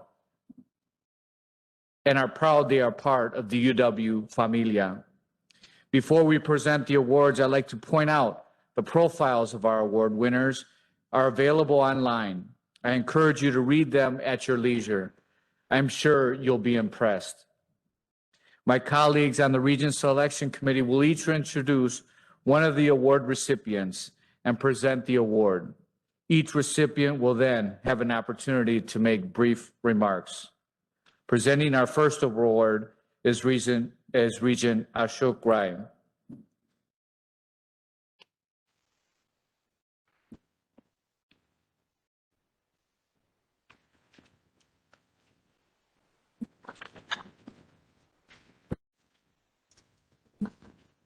Good morning. It is my privilege to present the first Board of Regents Diversity Award in the individual category to Dr. Rosemary Avin, Professor of Economics at UW-Eau. She's also Director of the University Women's Gender and Sexuality Studies Program, a position that she has held for the past 6 years. Dr. Avin has devoted her 35-year career at UW-Eau to being a teacher, a mentor, and an activist. Her goal is to promote an environment free from bias and discrimination. To work towards achieving that laudable goal, Dr. Avin has taught students to advocate for gender, racial, and economic justice in the United States and other nations through both her courses and immersion programs. For example, she has developed study abroad programs in Argentina and Nicaragua. She's also received 2 Fulbright Hayes Awards to conduct work in Brazil and India. On campus, Dr. Avin taught some of UW-Eau first courses on equity, diversity, and inclusion, including women in economic development, transnational feminism, and the experiences of minoritized groups in the U.S. economy. She has also served on UW-Eau Commission on the Status of Women and co-chaired the university's Rapid Action Task Force implementation team. Dr. Avin invites nationally and internationally renowned activists and scholars to deliver on campus talks and workshops to mark occasions such as International Women's Day, Women's History Month, and Latin American Studies Week. She earned UW-Eau's Excellence in Equity, Diversity, and Inclusion Award in 2021 and the Martin Luther King Social Justice Leadership Award in 2019. Chancellor Jim Schmidt describes our award nominee this way. I quote him: Dr. Avin has been an invaluable resource for our faculty and for staff in the area of inclusive practices and pedagogies and engages in constant discussion to improve hers and others' teaching. It is my pleasure to present our first Regent Diversity Award to Dr. Rosemary Avin. Dr. Avin.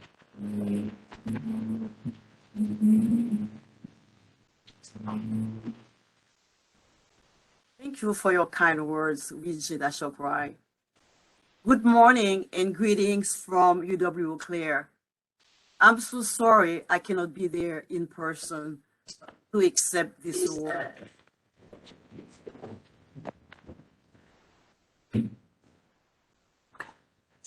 First of all, I would like to thank members of the Board of Regents for this award and the University of Wisconsin-Eau Claire for nominating me.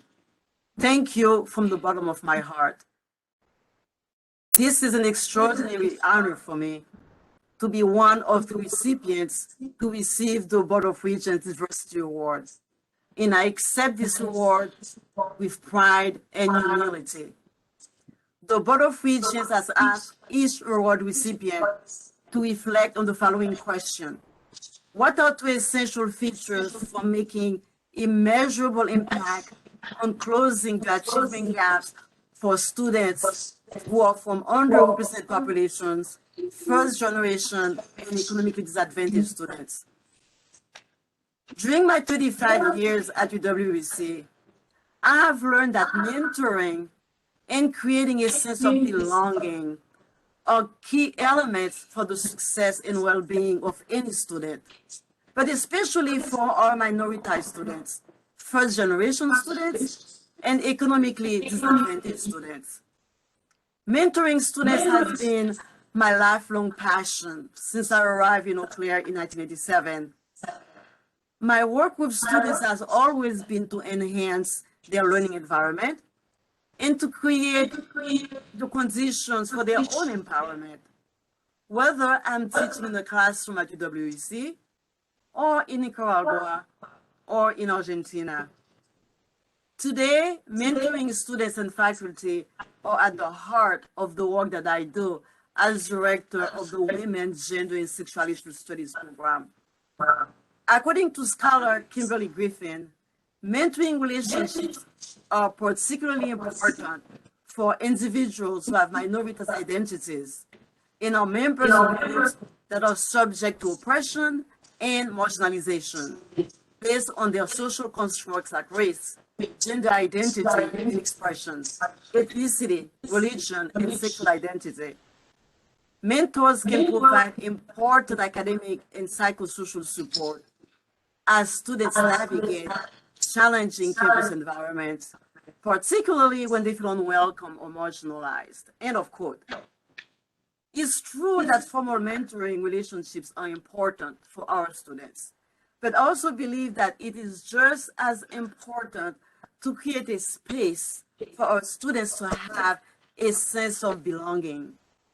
This sense of belonging is needed to provide our students the support they need to help them navigate a very challenging university environment.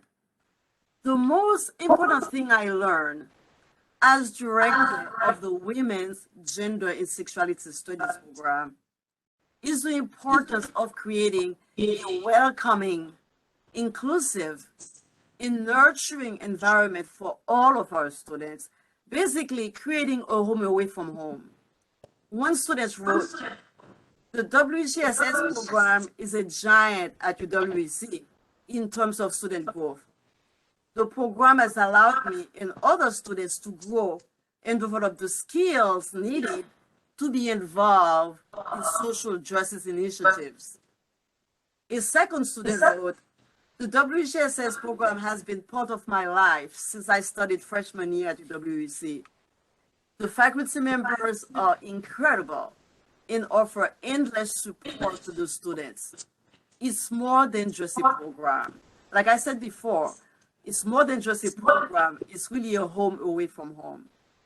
More than anything else, mentoring and creating a sense of belonging will have a major impact on the well-being of our students. Increase their confidence, improve their academic performance, and make UW-EC a home away from home. So what are two essential features for making a measurable impact on closing the achievement gap? I strongly believe in mentoring and creating a sense of belonging. And what would be the measurable impact? Improve academic performance for sure, and retention to graduation for sure. But most of all, we'll have happy, healthy, and engaged students. Thank you again for this award.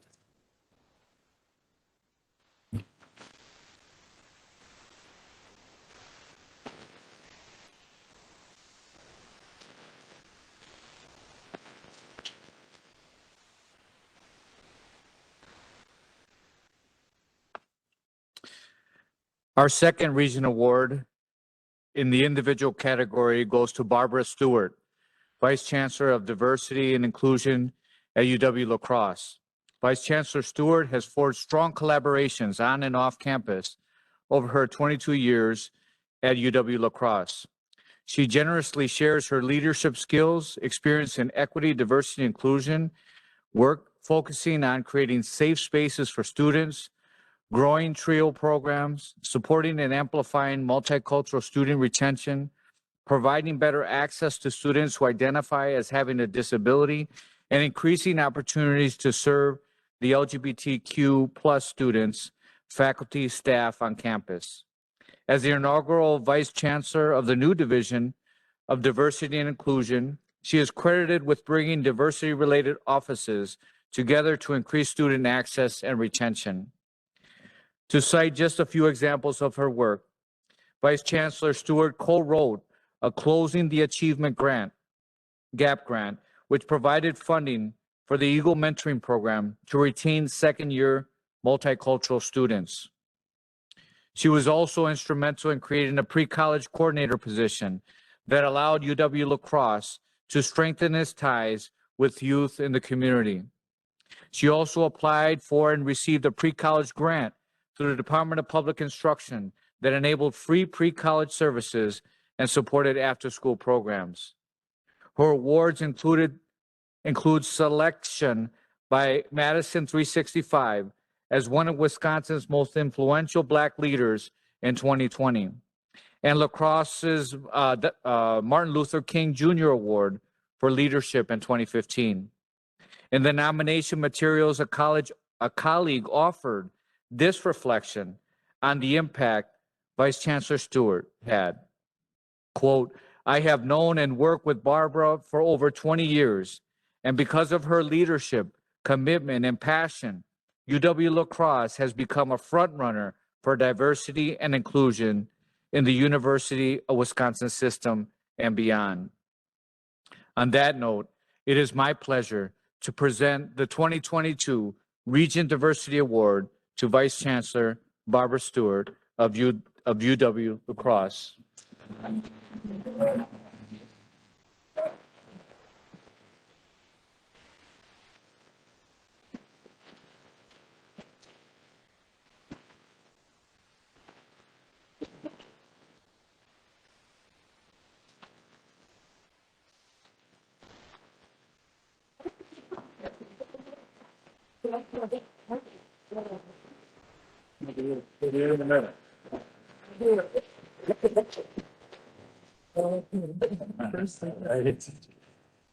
Ready? We'll take two of them. 1, 2, 3.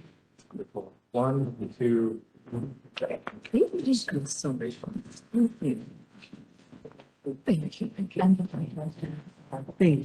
All right. Well, as you can see, I take instruction well and kind of went with it there. I am so appreciative of this award, and good morning. My name is Barbara Stewart, as you know, and I use she, her pronouns. I'd just like to take the opportunity to thank the Board of Regents, the selection committee, for choosing me for this award. I would like to thank my staff and my chancellor for nominating me for this award. Dr. Zavala, Will Van Rosenby, Chancellor Gao, they're all here today. Just very much appreciate them and their work on the nomination. I'm deeply honored and humbled. I would also like to congratulate my fellow awardees, Dr. Avin and Ms. Franklin and the Platteville team. So excited for you as well. I would just like to take a moment to thank my family, my partner who's here today, Vernell Glenn, my son Maurice, my siblings, Gordon, Christine, Charles, as well as extended family and friends for their support and love over the years. And finally, I'd like to thank my colleagues at UW-Eau, in particular my D&I family. I so appreciate all of you and everything that you do to support and educate our students. As you just heard, we've been asked to share our perspective on one or two features that make a measurable impact on closing the achievement gap for our most vulnerable students. And what I would suggest is that it is fairly simple. I took the perspective with my work in pre-college, certainly past and by extension present, that we need to reinvest and re-energize our commitment to pre-college youth minor scholar programs. Honestly, in my experience, this is where I've seen the impact. Exposing young people to experience that they most likely don't have opens up the possibilities for something bigger and greater in their lives, and that's important. The connection with students who are already at the university, that's important. They see themselves in those young people. And I can tell you, from talking with students at the university, they get as much out of the interaction with our youth as the youth get out of the interaction with our students. So it's twofold. The pandemic has impacted all of us, but particularly our youth. They've lost precious time for their education. So along with that reinvestment, we need to support innovation and creativity regarding these programs. Let's reorganize our thinking, our system policies, our funding, our staffing, community collaborations, family support, technology, as we think about reinvigorating these programs. Let's move from a deficit model. Let's reinvest and think about these students in a totally different way, as we know that once we invest in children and families and we demonstrate that we care about their futures, they will choose us and make us a part of their future. Let's continue to create a pathway for students to find us in higher education and allow us to guide them along a pathway in our great colleges and universities. If the pandemic has taught us anything, we know we can scramble, and we know that we know how to and what it takes to make things happen. Our young people deserve no less. Our students in our universities and colleges deserve no less. We're all in this together. So with that, I thank you for your continued support of education at all levels. And let's look forward to making great strides in the future. And thank you again for this award.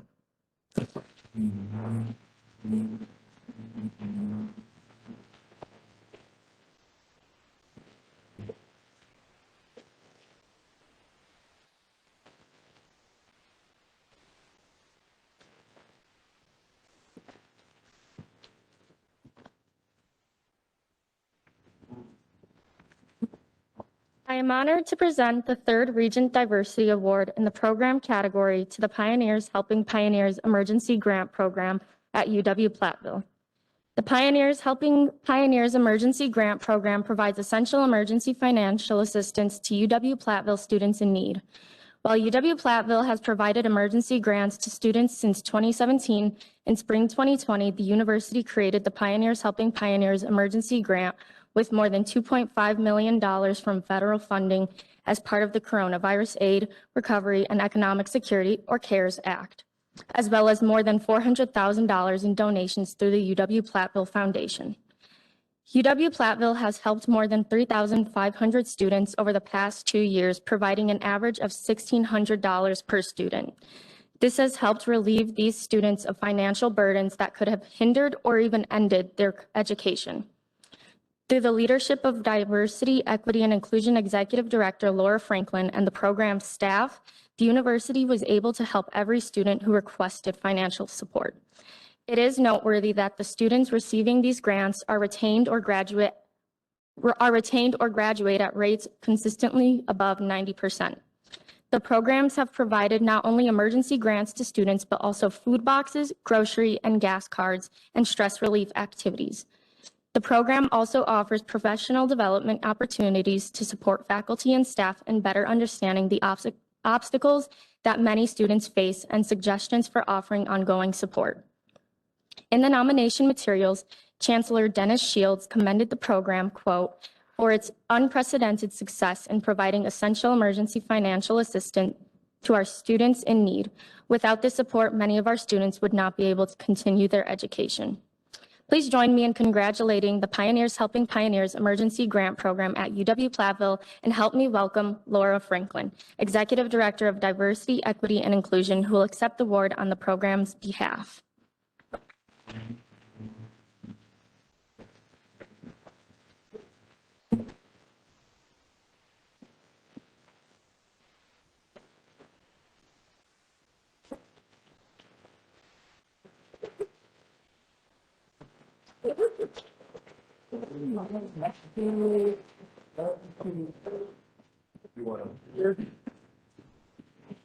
Everybody gets one. One more. 1, 2.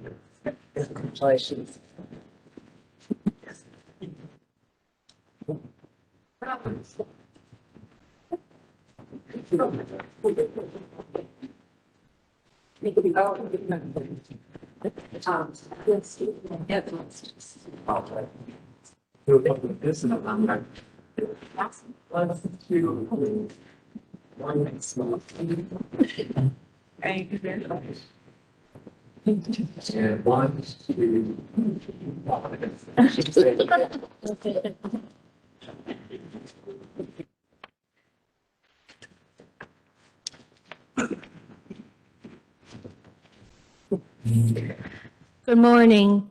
It is my humble pleasure to accept this award on behalf of the University of Wisconsin-Platteville and our Pioneers Helping Pioneers Emergency Grant Program, which is very near and dear to my heart.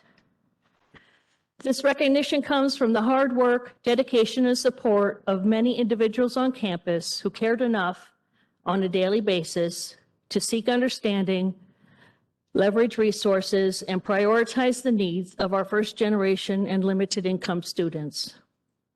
This award represents what it really means to work diligently to provide equal access to higher education.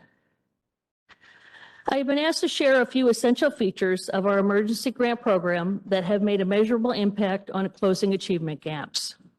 And I must say that while data doesn't usually make me emotional, our ability to consistently achieve a 90% or higher retention rate for students receiving emergency grants has been known to make me tear up a bit. This has been possible for some of the following reasons. First, we made an institutional commitment from the very inception of the program in 2017 to provide not just financial support at the time of a fiscal emergency, but personalized, comprehensive support as well. We knew and wanted to validate for students that when you face a financial crisis, other areas of your life will be impacted as well. Therefore, each grant recipient is offered individualized attention and resources in an effort to assure that they are better positioned to continue their pursuit of a college degree. We are also steadfast in our belief that a financial emergency can happen to anyone at any time, and all support is provided free of judgment and with exceptional customer service. While exceptional customer service is certainly a best practice across the board, it is imperative for first-generation students and families who are attempting to navigate complex higher education systems for the first time. We have also learned that we must be flexible and creative in our solutions. For example, while our campus food pantry has set hours, they will also open up any time that I phone over to request extra support. At one point in time, it became apparent that students were struggling to pay for gas, needed to make it to events such as interviews, internships, and student teaching. We presented these challenges to our foundation, and they quickly provided us with gas and grocery cards for students in need of immediate support. Supporting students is a shared responsibility, and my ability to pick up the phone and engage campus partners in solutions has been instrumental in our work. Finally, I share a little story with you. During some of my most challenging single parenting moments, I have been known to say that I wish I could change my name from Mom, because if I hear someone Mom me one more time, I'm going to have a mini meltdown. Well, during the heart of the pandemic, there were many a day where the name Laura Franklin brought up that very same feeling for me. If I heard one more student, one more staff, or one more parent, Laura Franklin me, I feared I would surely lose it. But the point is this: each and every person in the campus community should know exactly who to go to when a financial crisis ensues. It should be neither a mystery or a surprise to anyone.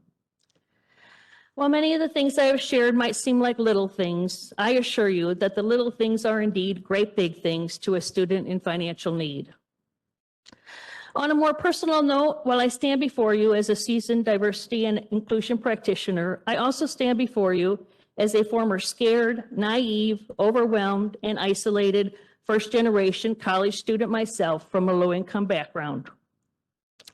And it is that young woman who led me to my nearly 30 years of work supporting students from these same backgrounds in TRIO programs. It is the part of me that came to college after my father had passed away and my mother had worked long hours at Kmart that truly and deeply understands what it is like to feel like a bit of a fraud as a college student, and to know that you're only one small hiccup away from being financially unable to continue with your college career.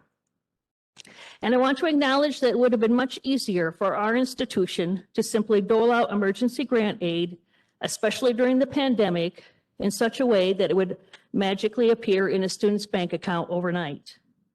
But we consciously chose not to do that. Instead, we reached out to each student individually. We sat across from students. We listened to their stories. We problem solved together. We made suggestions. When the campus closed to students during the pandemic, the emergency grant staff were amongst the only people who physically came to campus each day. We met students outside of the front door and handed off boxes of food and gas or grocery cards. Dining services moved commercial freezers into our student computer lab and provided us with frozen meals to distribute. And we processed and took phone calls very late into the night because we knew that when your basic needs are not met, you don't stand a chance of focusing on your academics. It was a labor of love, and it was a privilege to be able to do it. There are several people that are responsible for the success of this journey that I would like to acknowledge. Whether it's always realized or not, my immediate supervisor, Angela Miller, Assistant Chancellor for Diversity, Equity, and Inclusion, and her supervisor, Chancellor Dennis Shields, show up themselves as former first-generation and income-eligible college students. They get it. I don't have to explain things, defend things, or ask for things twice. We built this program together, and we have a mutual understanding that no student goes without food or shelter on our watch. It does my heart well to be able to say that magic can and does happen when enough low-income first-generation folks like ourselves are able to come into power and choose to use it to assure that others leave with their degrees too. I would also like to thank Joshua Boots, Assistant Vice Chancellor of Development and Alumni Engagement. Long before the pandemic, our foundation has understood the need for this form of support for limited income students and has continuously prioritized fundraising for Pioneers Helping Pioneers. In short, I am truly grateful and indebted to work for an institution that walks the walk of access. I want to offer a heartfelt thank you to my colleague Sharon Pink, who is with us here today. Sharon has been my ride or die on this project. The personal sacrifices that Sharon made throughout this project cannot be quantified. During the pandemic, Sharon was the only person I ever saw outside of members of my immediate family, and I saw Sharon much more than them, which was and always will be a great blessing to me. I want to give a shout out to my mother, who hopefully was able to figure out WebEx and is joining us via live stream. Behind many a first-generation college student is a parent who is breaking their back to make their child's dream of college a reality. Because of her and her endurance at tireless, low-paying jobs, I am me, and here we are, 30 years together, relishing every minute of paying it forward. Finally, I want to acknowledge that many a time my work life has come at the expense of my personal life, and this is only possible because the genuine and endless support of my partner, Glenn Williams. He unabashedly believes in me, and he believes in my work. I would also like to thank my sons, Charles and Miles Franklin, who have never once complained about sharing their mom with thousands of other students. Thank you.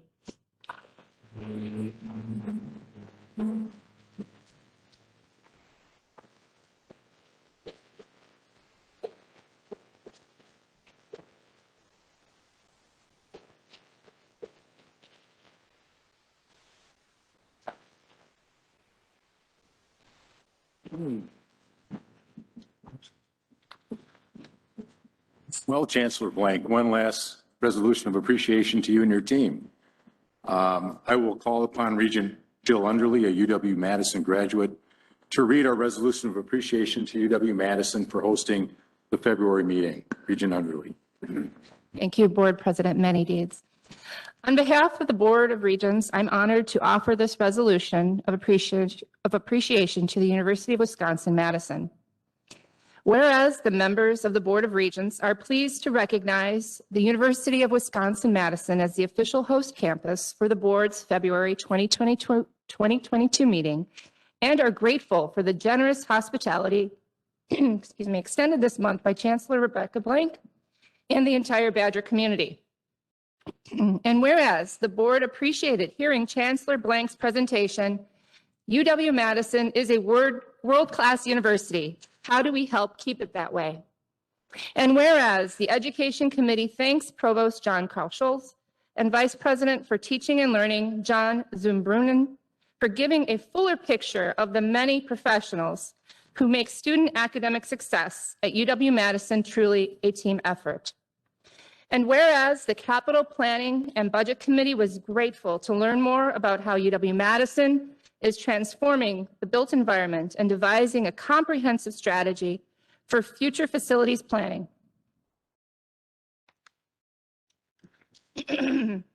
Excuse me. Whereas the Business and Finance Committee gained a deeper understanding of the opportunities and challenges for UW-Madison in the area of strategic investments, and whereas the Research, Economic Development, and Innovation Committee heard an informative panel discussion highlighting the impact of groundbreaking biotechnology research at UW-Madison, including at University Research Park, an internationally recognized research and technology park supporting early stage and growth-oriented businesses across a range of sectors.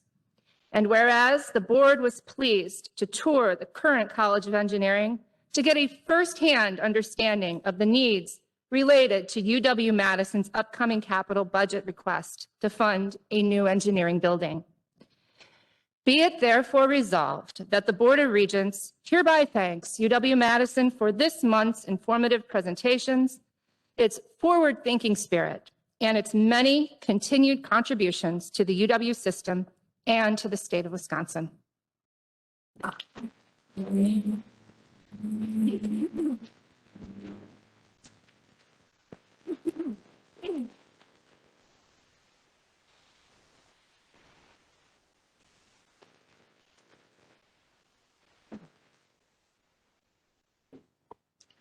Thank you, Regent Underly.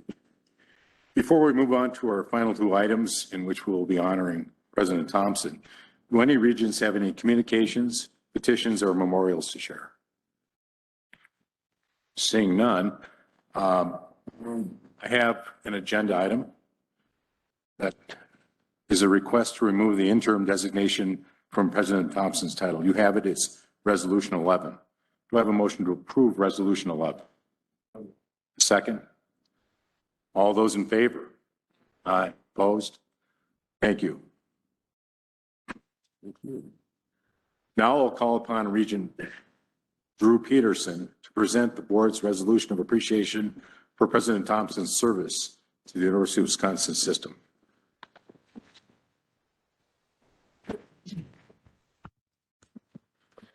Thank you, Regent President Manny Deeds and Vice President Walsh.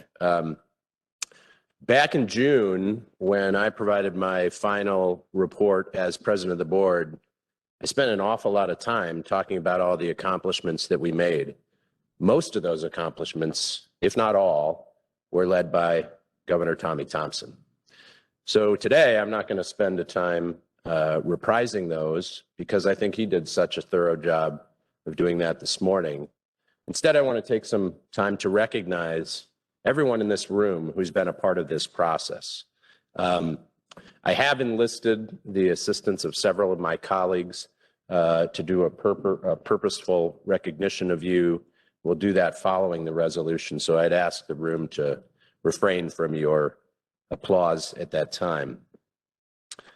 Let me start with our chancellors, our provosts, and all of those who work for you. There's a theme that comes with Governor Tommy Thompson, and it was a theme that I thrust upon all of you alongside him, and it was trust and dedication. When we made this decision, it was a difficult time. When we made the decision, I knew it was the right decision. Many others in this room knew it was the right decision, and I, along with this board, asked you to trust us, and you've done that. Soon thereafter, we asked you to dedicate significant time, resources, personnel, perseverance to deal with the pandemic, to deal with reentry, to deal with safety on our campuses, to deal with all of the matters that we have to face. You rose to that occasion, and for that, incredibly grateful. Next, students. When this all started, we told students we'd do our level best to get them back to their campuses. The amount of effort, dollars, influence that was put forward was simply breathtaking. But we did that, and we asked those students to trust us and to be dedicated and to illustrate a culture of responsibility. And we've seen that throughout the pandemic. UW system staff. There was jubilation when this was announced, and then maybe a little bit of trepidation. We asked you to trust that this was a good decision, and you did, and you dedicated. And as I look at that entire row of folks, I could single out each and every one of you for the kind of dedication that you put forward. The kind of boundless energy that Tommy Thompson has comes with great benefits, and it comes with great cost. It's difficult on you, it's difficult on your families, but in the end of the day, you should be proud of all that we've accomplished these last 20 months. I do have to recognize Scott Neitzel. I believe he's here. He was our first quarterback, our Brett Favre, if you will. And the resources and finances that he had to marshal, unbelievable. It is just a spectacle, the kind of influence that we've had in this state as it relates to combating this pandemic and all of the other things that came at Scott. To Dean, if you're not the quarterback, you're the running back. And oftentimes you got the ball whether you wanted it or not. You never fumbled. And that's a huge testament to you. Dean and I have known each other for years. We've not known each other well. Trust that we put on Dean and the dedication that he's put forward, unbelievable, second to none. I got to reach out to Michael Greavy. When this all came to a head, those were some very challenging times. I literally spent, I believe, 6 days in the lower level of our house on the phone with Michael, with Karen, with Ed, with other important advisors to me, trying to figure out what we were going to do. And to a name, everyone came to the same realization that this was the best choice at the right time, and we've seen that play out. To the Regents, and I'll get to the process in a second. When we got through the process and the governor was agreeable to move forward, he said to me, I'll only do this if each and every Regent supports me. Now, we had a fairly divided board at that time, very different than it was when I was in my first year of the presidency. But as I talked to each and every one of you, and as I enlisted others on this board to make the case, we all recognized what a great decision this was. Karen, you played an instrumental role in that. And ultimately, it was one of the few bipartisan demonstrations of support that we've seen in recent days. But that's exactly what we did. And we unanimously moved you forward. Now, to the Thompson family, some of whom are here today. I won't go to all of the details, but you'll recall it was one of the hotter days of the summer in July. The governor agreed to meet with me. I drove up to the lake. He, of course, as usual, ready to play the role, throws his blazer on and takes us out onto the porch to talk. He, of course, sits in the shade. As I sit like this light with abundant sunshine upon myself, we walk through all of the opportunities and I think areas for him to trust me and to make a difference. It was a long conversation. I thought I was starting to make progress. Then Jason came to the table. He needed to be convinced that this was in the best interest of the state, that this was in the best interest of the university, and ultimately that this was in the best interest of his father and his family. He stayed. After that, Kelly came to the table. And Kelly, as many of you know, is a tenacious advocate and lawyer, smarter than me, and very well prepared. She had a tremendous amount of questions, and I'm not sure I completely convinced her. In fact, I think when I left that night, I was feeling very, very undecided. Kelly and Tommy trusted that this was the right decision to make, and they were dedicated to the process. And I think as you sit here today, you can see that it was time well spent. And I thank you for that. And I know you do too. Finally, to this man, 60 years of unrivaled, influential service. Your time in the legislature led you to be the longest serving governor in the history of Wisconsin. From there, you went on to lead our federal Health and Human Services agency with the fourth largest budget in the world by way of economies, and you did it with incredible acclaim. You then went on to become a huge business leader and board member. Believe it or not, when the governor agreed to do this, I think he needed to step aside from something like 24 boards of service.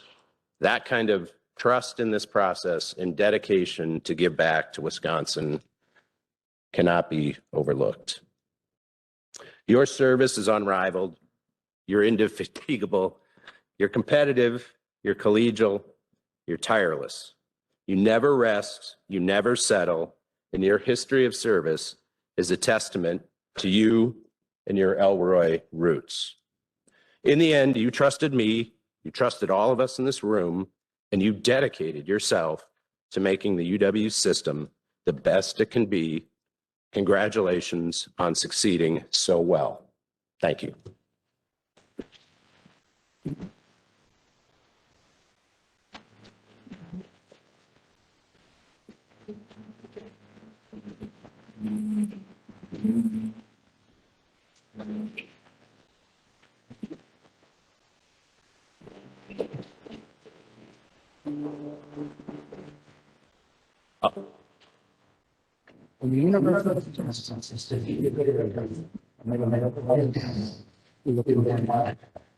To the most some public here as I see the users. The man that Tommy Jesus.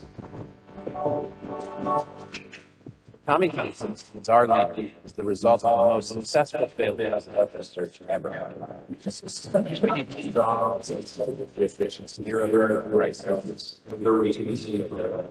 Quality education, parent perspective, students.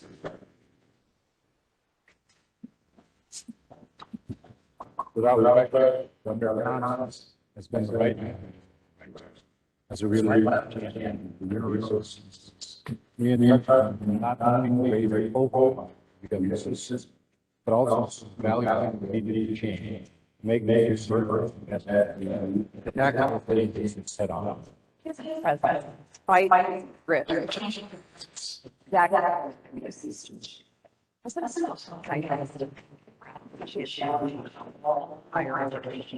Now let's have that education.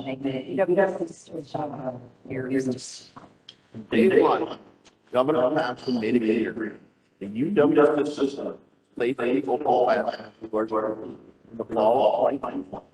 And he did everything possible to make sure he set up an operation for daily encourage chances and money necessary by trying to experience and to keep UW system moving more exciting.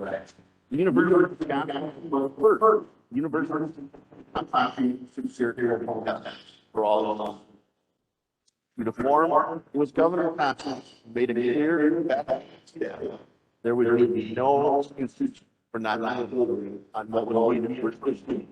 Safety and right. We need to all the universities stuff should not be considered.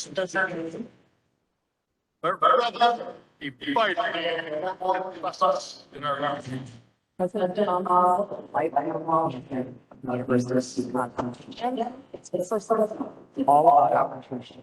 Thompson family was to raise in the school and When we thought it was, so we're also getting it. The UW system values and stability on the planet. He's an earned media machine generating millions of positive. What in the heck is this?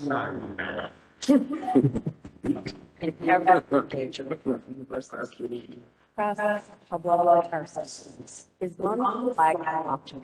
Internet zero in the face. He loved my UW systems. He was in every room, which all the time. UW systems. We thought, good job, gentlemen. As governor, Tommy Thompson never loved himself. He wanted to change, to make Wisconsin better. As president of the UW system, to no one else's side, he sought to put the Wisconsin idea into action.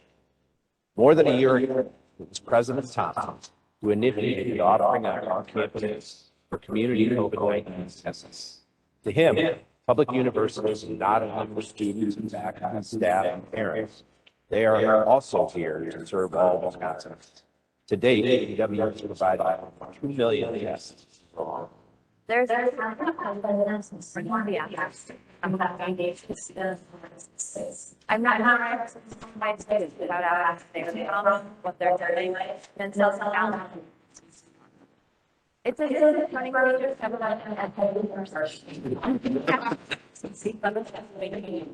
It's not about the problem intensity of them. President Thompson, he is fearless, successful, and leadership and not people, busy as many of them fears, and will work with the fight. If there's one thing you discovered daily about it's that man, a generational leader whose instincts and leadership skills have made him Wisconsin find Your resources has been a better work to have thousands in the home. That's such a critical. Tommy Thompson about what was kind of the game about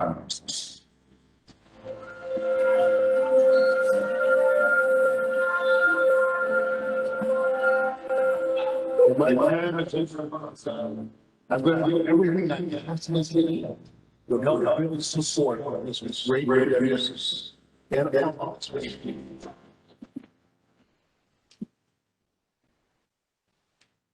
how was that?